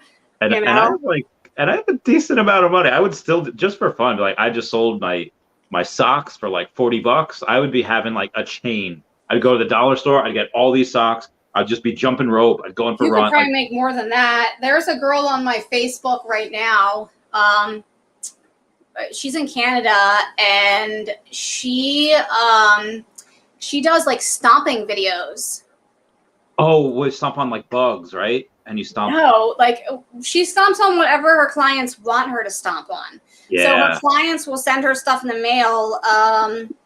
Last I saw, she was stomping on a toy truck, a PlayStation 4 game, and I forget what else. But I'm like, I just wonder, like, of all things, that person wants her to step on both a toy truck and a PS4. But I'm pretty sure he paid her like $300. So I'm like, fuck, sure, PS4 game, but yeah, people. Yeah, so why not? When I did some private investigating back in the day, there was, so I don't want to I'll call them ladies of the night that I would go to because they had information on other clients. Because a lot of people have a lot of interesting kinks, and I'm not going to kink shame, but there was this one person, I'll call them Charlie, that was full out like hermaphrodite, had both, and just, a lot of their clients were Charlie. Heard you say his name. Hi, Charlie. And a lot of their clients were like dudes in like business suits. They looked like clean cut dudes and just had these crazy kinks and would pay a ton of money. Like one person had them boink them in the back while cutting them with like a razor blade, and I was like, oh my god. And yeah, like there's oh my god, wait, cutting them? Yeah, like cutting them. Nah, like, I wouldn't be doing. I couldn't do any of that. I couldn't like hurt somebody. Oh, like, I've seen it all though. I mean, like my friends and I used to always like browse the Craigslist posts back in the day. We get like stoned as shit and read them all. We'd be like cracking the fuck up. I remember there was one guy who was like looking for somebody to, wrap his dick in Swiss cheese. Okay. Very specifically. And then, I mean, there's tons of people who like, you know, want to be beat up. So like they want you to literally like, they want you to actually like physically assault their like balls and stuff. But like, oh no. Like I understand BDSM and I understand like choking and stuff, you know, but I just don't think I'd be able to like hurt somebody like that. Like I wouldn't be able to cut anybody. Like I'm not knocking anybody, whatever you want to do. But like, I personally wouldn't be able to hurt people. It's a no for me, dog. That would be a major turnoff to me. Yeah, and I don't know what's up with the people who want like Swiss cheese and whatever. But did they eat it off of his? You know, I don't remember. I don't think it said. I just remember specifically like the Swiss cheese part of it. But yeah, the NFTs. I feel like for people that are making, I understand that you like buy them and resell them. So there's already like a history of that NFT. Yeah. But like from what I've gathered otherwise, I feel like if you want to sell a brand new NFT that's never been sold before, then you need to have like a decent amount of following and somebody who like wants to buy your shit.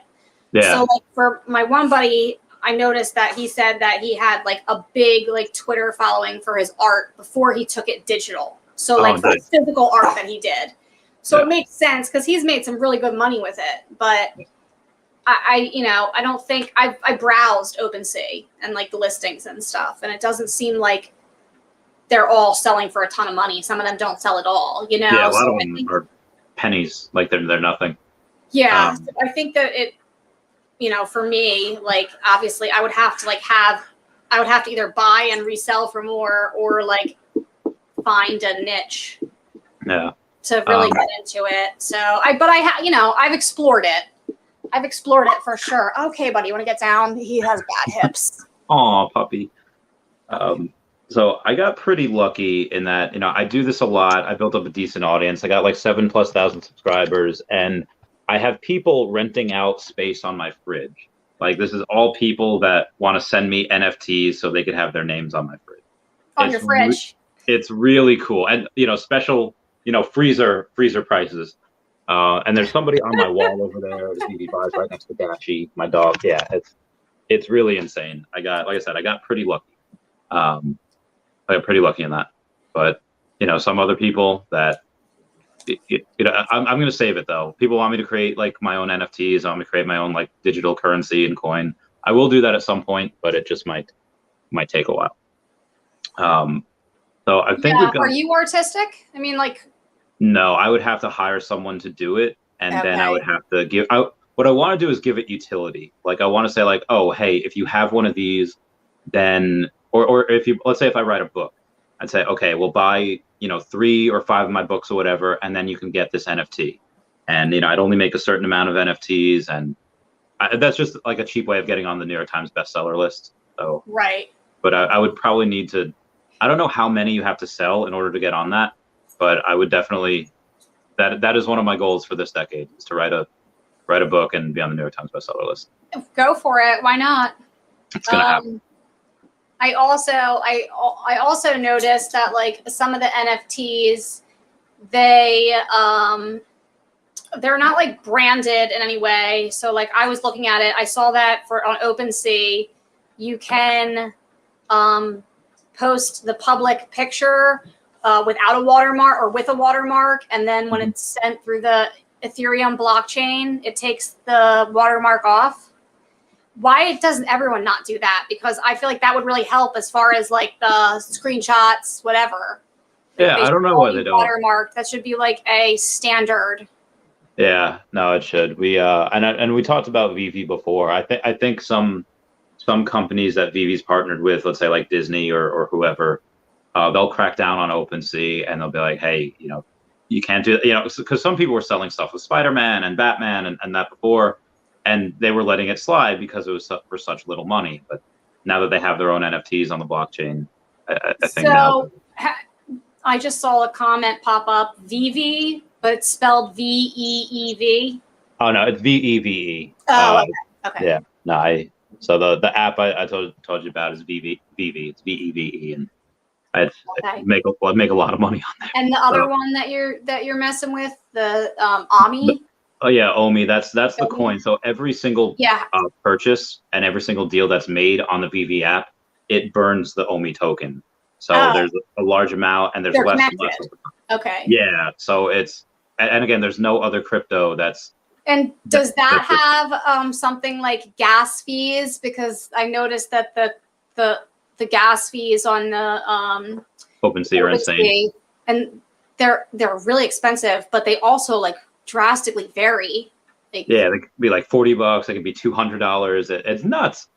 Yeah. So how is that on the veve? So currently, if you want to make a purchase, like let's say you put in, let's say $100, you get 100 gems. 1 gem is equal to $1. And on the veve app, there are no gas fees. You just you pay 100 gems, and you get that thing. But $100 worth of Omi is burned from the reserve wallet, whatever. They will be able to have that where you can take your Omi. Actually, they have it already on this place called Immutable X. You could take your Omi and you could buy another NFT on another platform. It does cost gas, like it does cost some Omi to. It's nowhere near the amount that Ethereum is, though. Because Ethereum is insane. Omi is nowhere really near that. Expensive. I was shocked to see how expensive it was. Somebody said that the prime time is between like 3 and 4 a.m. So yeah, there's no one's really checked, and it really is cheaper then, but it's still expensive. Yeah, still a lot. So this is going to be probably one of the tokens in the future to be able to use to buy NFTs, because the gas is going to be so cheap. Well, I'm all about capitalizing on the NFTs. Like, I'll take people's money if they want to pay me for NFTs. I'm not gonna lie. I mean, but I also I'm not a big fan of like the metaverse. Like, why not? Well, first of all, Facebook is a piece of shit. Like, agreed, but so, like, they're not the only metaverse. Well, okay, but keep going. I would rather that be the case, but I just feel like, everybody's addicted to something. Somebody's addicted to TikTok. I'm addicted to Facebook. Like, when I get Facebook bans, I'm like, fuck yeah. Like, like, thank God they banned me, because like, I need to stay off this fucking thing. And like, I have to control myself. I have to self-regulate. So like, there's times where I'll just sign off for like months at a time, and I literally won't allow myself to sign in.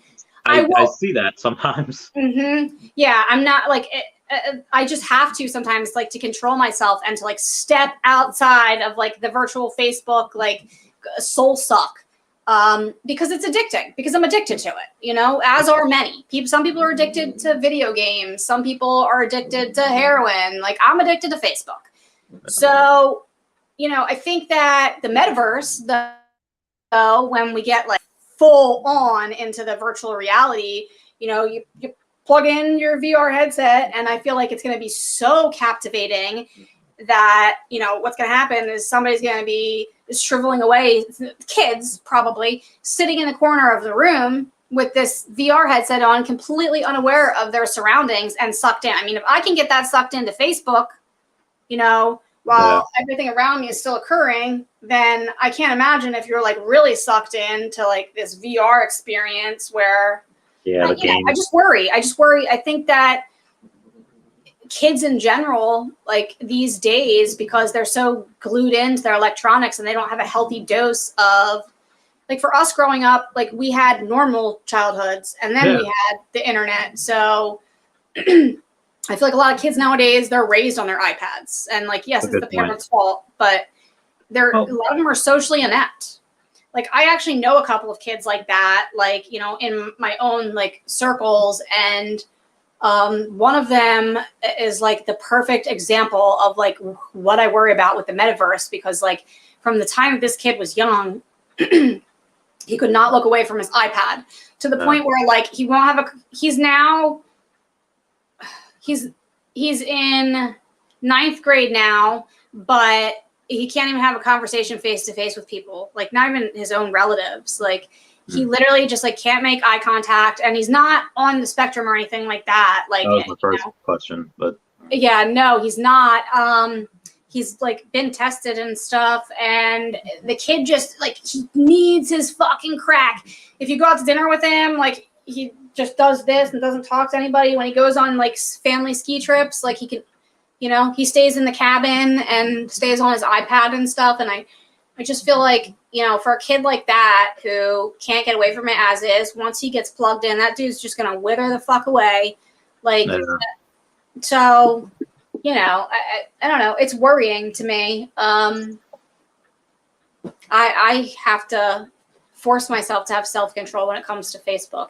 And also because I find that, like, I don't think Facebook is really a positive setting a lot of times, especially these days. Oh, it's very negative. It's very hostile. Yeah, right. So, I mean, I need to walk away from that sometimes, but, you know, I'm not knocking NFTs though. I mean, I have a hard time finding their practical use. I really do. It's like something that, you know, I don't fully understand. I guess that like for a music clip or something, I guess that like couldn't be used again without somebody getting like royalties, but I'll take people's money if they want to buy my virtual stuff. Yeah, no, 100%. And I'm gonna be one of those people that like already like on the veve app, I go and I spend most of my waking hours on it.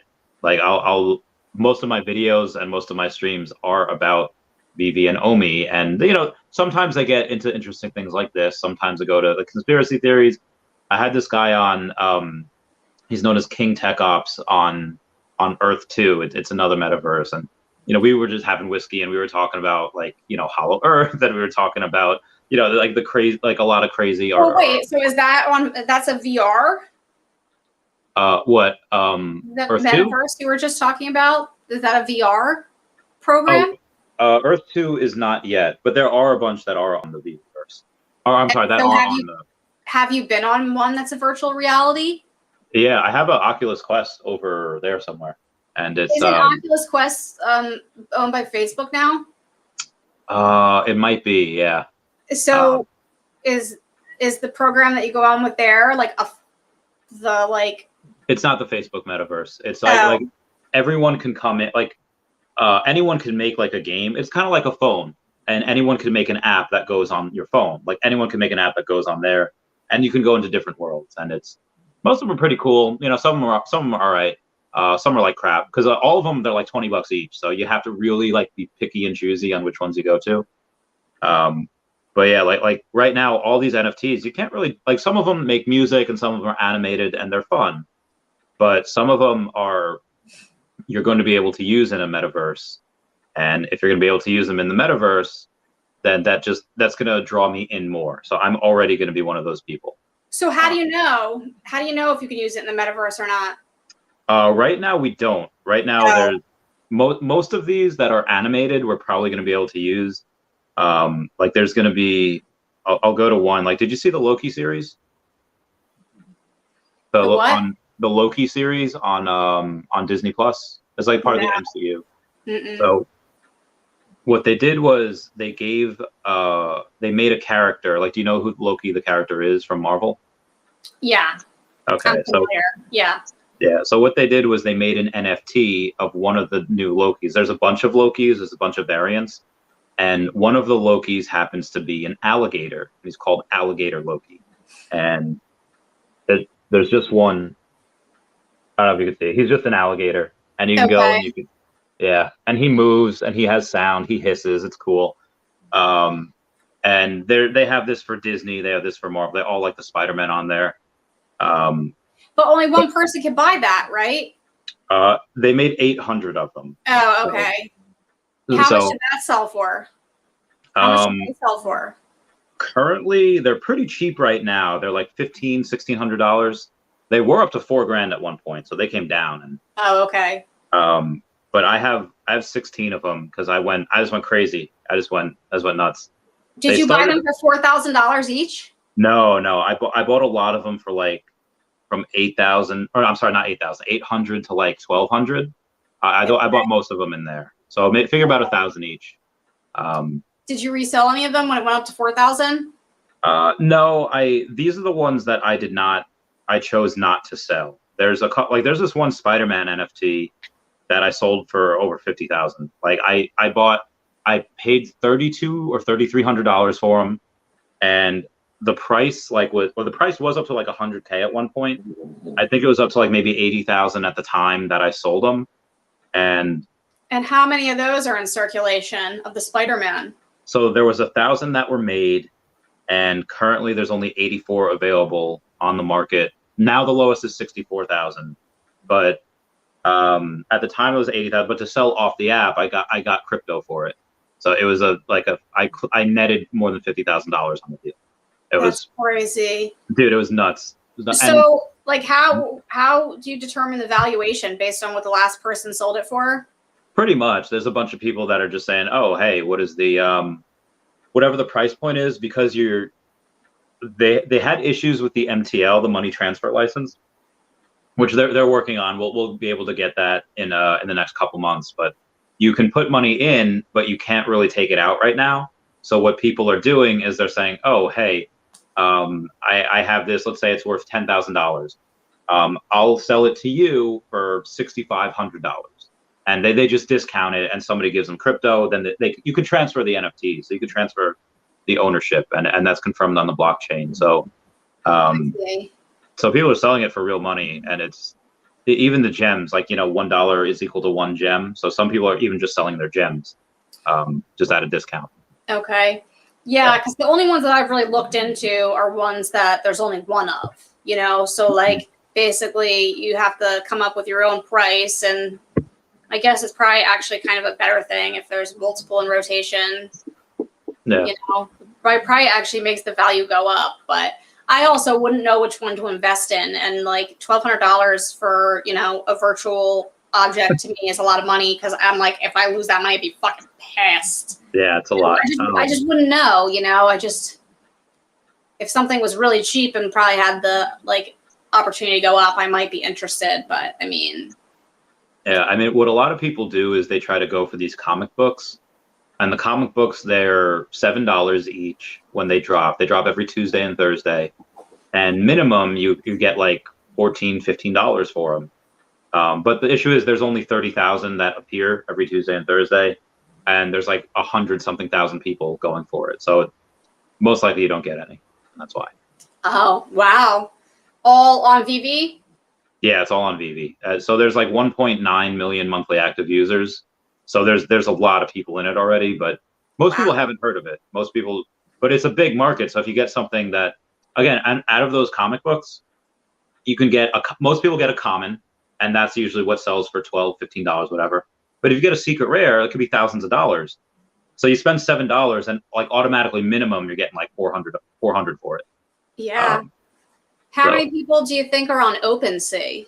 Like, how would you compare those two markets? Is OpenSea one of the bigger ones? Yeah, OpenSea is bigger because it has more money on it, because people have Ethereum, and Ethereum is just an older crypto. It's like digital silver. If Bitcoin's digital gold, it's digital silver. So a lot of people that bought Ethereum at like a couple dollars, and let's say they had 100 of them, and now Ethereum's like $3,000, and they have $300,000. They're a lot more crypto rich than people that bought OMI. Like I bought OMI at average like 0.004, and it's at like 0.007. So I'm not as rich as somebody that has, millions and millions of dollars of crypto. But I have a lot. I have like 127 million OMI, and it's not even a penny right now. So it's like not even $1 million. But when this reaches $1, it's $100 million. Holy shit. So remember when I told you can save a lot of animals with $100 million. Remember when I called you? I was like, "Hey, I'm about to be really rich soon. What type of animal charities do you think I should donate to?" Shit, because of this.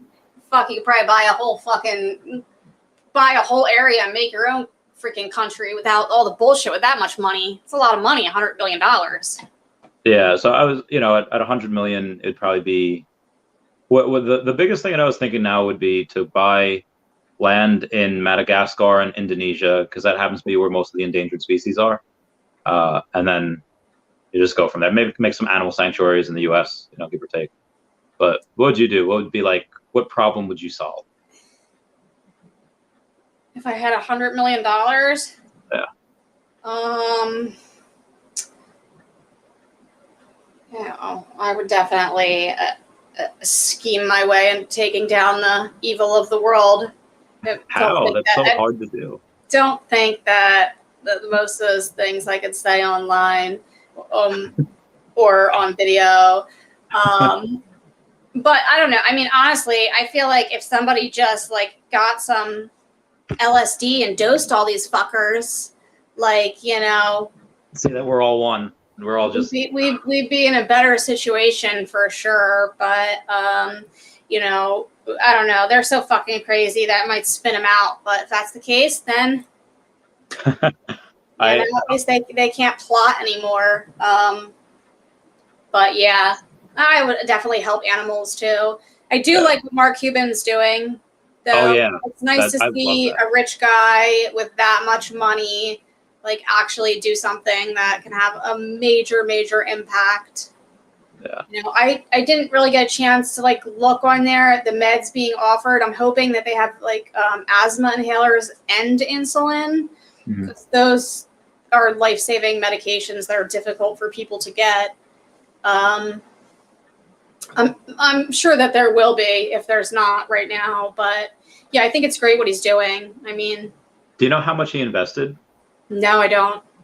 Because I mean, he's already doing it, so I wouldn't. But I mean, if there's some things he's missing, like, you know, insulin and, you know, inhalers and stuff, then I'd totally do that as well. You know, if he's got 97% of the market, you know, doing that, I'll do the other 3. You know, well, that helps. I mean, those are the important ones. I mean, all drug costs coming down is important, and I think that if his website takes off, then it's going to force all of the competitors to accommodate. So it's a great thing. Yeah. But I like the transparency. I appreciate his honesty. But yeah, I don't know. I would imagine at least insulin is on there, but I don't know about like albuterol.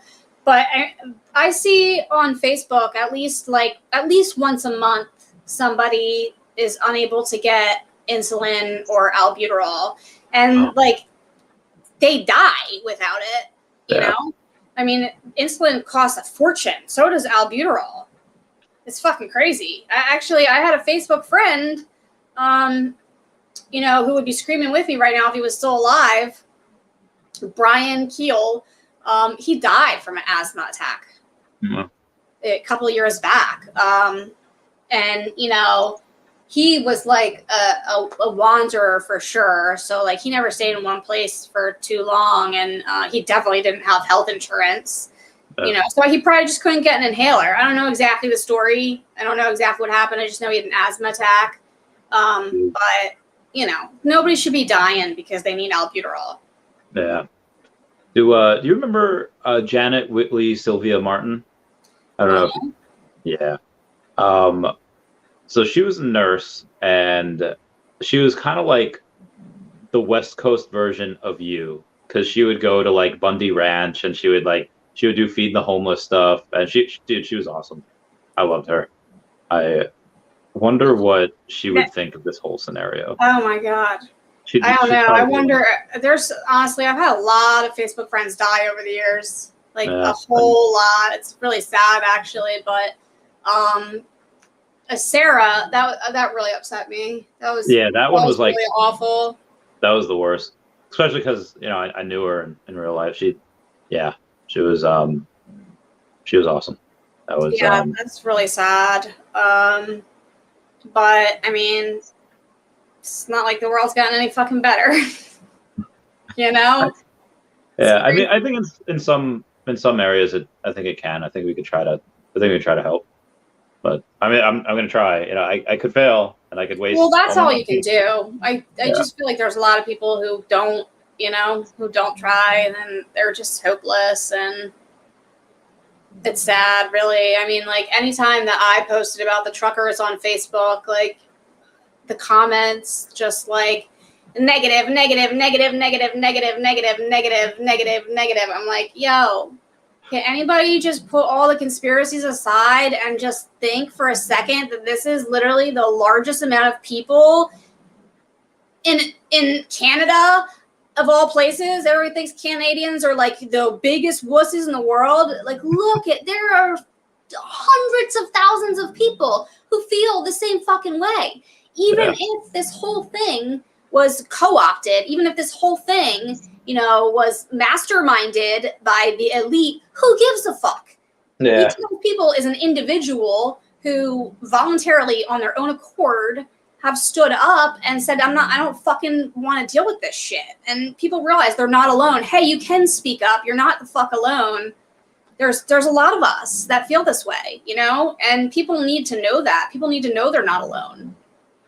We should get them at the party. We should throw. So I'm throwing a massive party along. I think I told you April 15th. You should totally come to that. Somebody wants to. You're gonna get hit on by a lot of people there if you go. Be advised. At the veve party. Is that what you're having? A veve party? Yeah, it's like an Omi veve party. Yeah, so it's really cool. I got the, you know, I rented out a venue, and you know, I got a band coming and playing. It's a lot of like, you into like emo music, like pop punk, like from the mid 2000s, like Blink or Green Day. So, yeah. So it'll be awesome music. I like all music. I like all music except for like screamo or like super heavy metal. Like, just not my thing. But I like all music otherwise. I feel it'll be really fun. I might have our good friend Lucy make an appearance. So we might.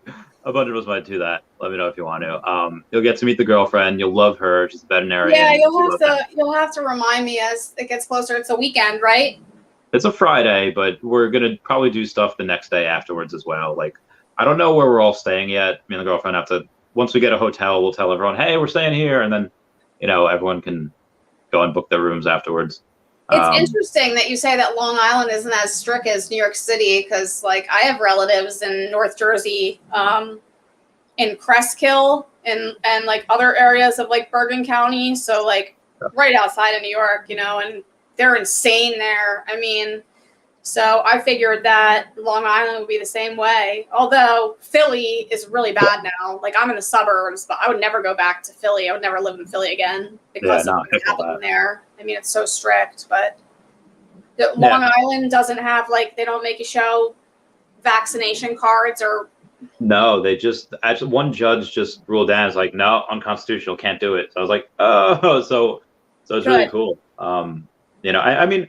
And by all means, people, if they want to, they could still mask up if they want, you know, but it's, you know, at the gym, which it's so hard to try to hit the heavy bag at the gym with the mask on. I'm really glad that they don't have a mandate. I don't know how people do it all day. I mean, like in situations where I'm like forced to wear one, like for a short period of time, I'm like, whoo. Yeah, like on a plane, it's like, okay, whatever. You're sitting stationary. You're not doing anything. You're sitting. But like I was at a wedding this weekend, and there was a couple of people there, like maybe 3 or 4 people that had the mask on the entire time. And I was like, I don't know how you're dancing. I don't know how you're doing anything. Like, I wonder if they're the last few people who haven't had COVID yet. Oh, maybe that's possible. I don't know. I feel like, I mean, in this area, if you didn't get it, you're naturally immune. That's how much it's spread in my area recently.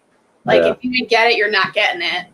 Honestly, I mean, everybody else, they went through, all of us, and anybody who used ivermectin and stayed out of the hospitals is alive. Everybody, actually. I don't know a single person who needed to be hospitalized, and I don't know a single person who died, which is great news. I mean, I was a little bit worried about my dad when he got it because he has lung disease. He's old.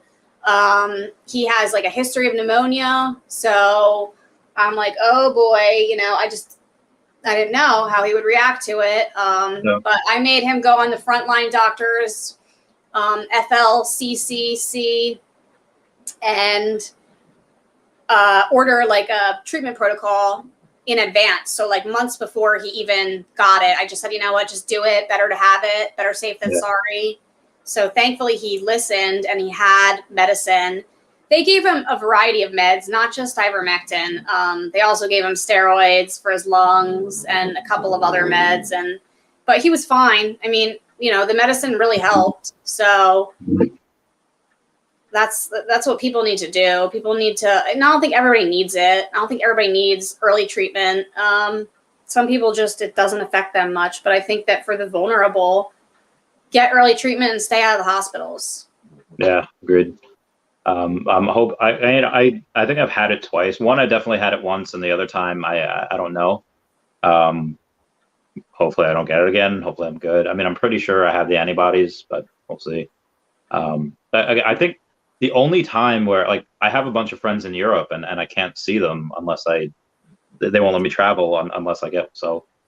Well, yeah. even the mainstream media is now finally agreeing that natural immunity supersedes vaccination immunity, which it blows my mind that people are so easily brainwashed that they actually believed that a vaccine could beat natural infection. I don't know why anybody would think that. Like, it's just, that's not common sense. I mean, again, I hate that if we were to say that, last year we were like conspiracy theorists and we were anti-science, like, no, we're not. That's the thing. Yeah. Well, I just saw an article out of NPR about it, and they said that the reason that they got it wrong is because of a faulty understanding of immune systems, as if immune systems didn't exist before COVID. It's like, I don't even know what to say to that. I mean, can you send me that article?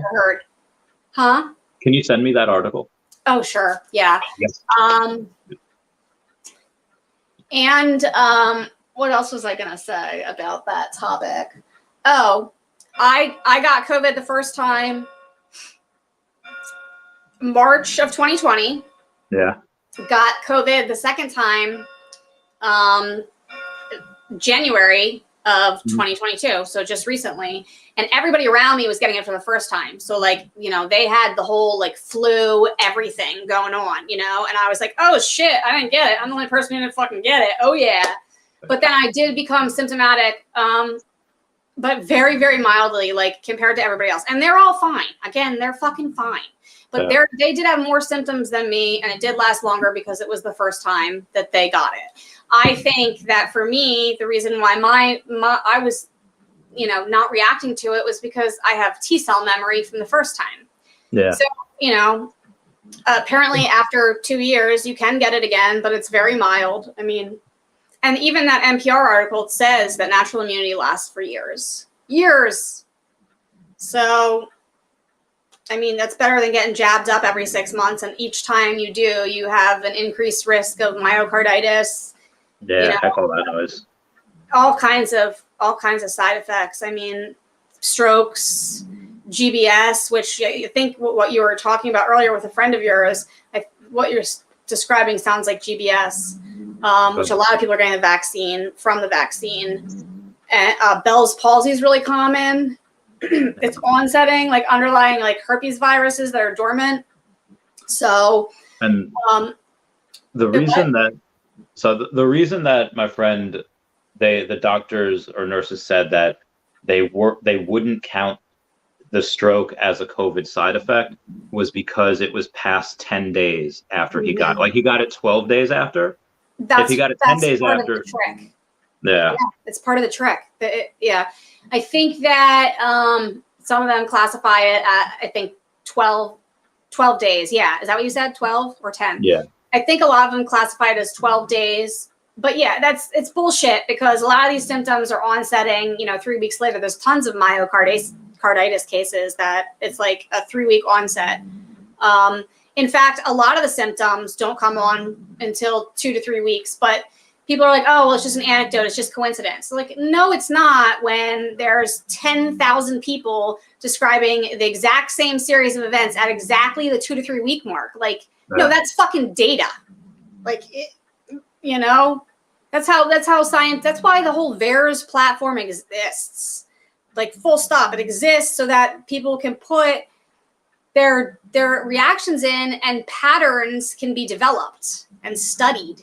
Yeah. So that they can see, like, oh, here's the common denominator. Everybody got this COVID vaccine and everybody is blind in their left eye, which is also something that happens to people. They go blind. Really?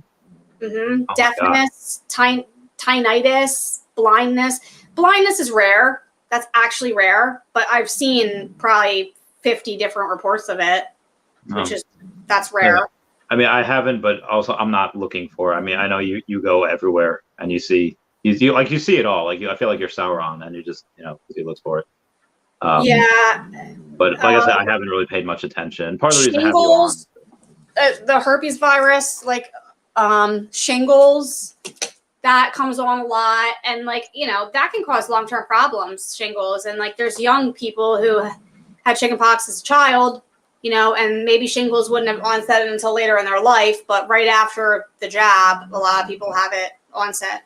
The crazy thing is that people might be okay with round 1 and round 2, and then all of a sudden with the booster, they get crazy side effects. You just don't know. But I feel like every single dose that they take, they're subjecting themselves to Russian roulette, basically. I mean, honestly, in the scheme of things, shingles is fucking nothing compared to what most of these people are dealing with. Honestly, a lot of these people are dealing with like serious problems. The people with GBS, they experience paralysis and they have to learn to walk again. I mean, like they lose their full mobility. He didn't have and muscle twitches.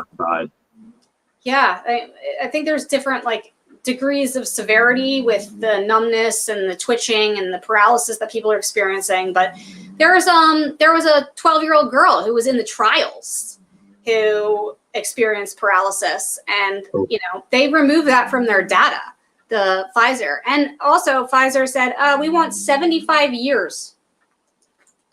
75 years of what? They want 75 years to show us everything that's redacted, to show us. Oh, God. I don't know how anybody can say, okay, Pfizer who has a very colorful history, a lot of manipulation, and has had to pay out a ton of money, and has had a ton go wrong with their drugs, and has hidden tons of stuff from the public. And last I saw, let me tell you the actual figures. I think that it was 53 billion is what they're set to make this year. Jesus. Pfizer forecasts 54 billion in 2020 sales from its COVID-19 vaccine. So like, I think it's so funny that the majority of the people who are really like very pro-vax are also like on the side of anti-capitalism. But it's I've noticed that too. I've noticed that too. That's just the left. I see it on TikTok. I see it on Reddit. But what like, dude, Pfizer is capitalizing on your fucking health. I get it. Okay? No, I understand. I don't know why. No, I know. I don't know why. I'm just saying that the hypocrisy is bizarre to me. Like why they excuse that, especially when they have such a bad track history. I mean, Pfizer is just, so originally they said they wanted 75 years. Then they changed it to 55 years because, how courteous of them.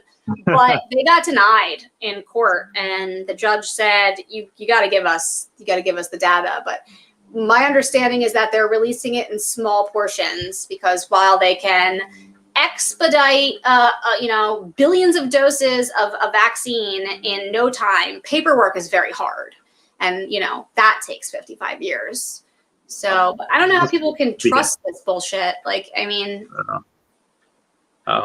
So on the side of having things opening up, on the side of I think it was like last year or 2 years ago, the Navy had released a video of a UFO that was in the air and it submerged underwater and then it came back up to the air. Alien? Did you see the video? It was the Navy that released the video, but I think Trump had to sign something for them to release it because they weren't going to release it, and then Trump had to sign something, and then 2 years later they had released it. Did you see it? The video? Yeah. Oh, yeah. I didn't see it. I wasn't sure if you were saying that it was like released only to like military experts or publicly. Oh no, it was public. Okay. Yeah, I didn't see it. That was nuts. I want aliens to be real. I hope they do. Hope they are. I hope they're nice though, because obviously they're not. They could wipe us out very easy. Well, I think that if they're real, then they're already in control in some way, or they want nothing to do with us because they're so advanced past this fucking bullshit that is humanity that they wouldn't want anything to do with it. That's possible also. I mean, if I was an advanced intellectual being that could travel to other planets and I looked down on planet Earth, I would be like, no way, those people have problems. Fair point. I mean, you know, I don't, especially if they have access to like anything that they want, if they can travel to other planets, what the hell do they need from us? If they need resources and they're probably already extracting them somehow without us knowing. That's a good point. And if there is, we've been going about 2 hours, so I do have one more thing I wanted to ask.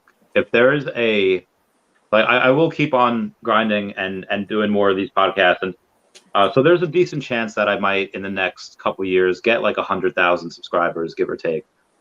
If I do get famous and you do, let's say you have 10,000, 20,000 people watching this, what is something that you want to tell people, or what you want to be remembered for?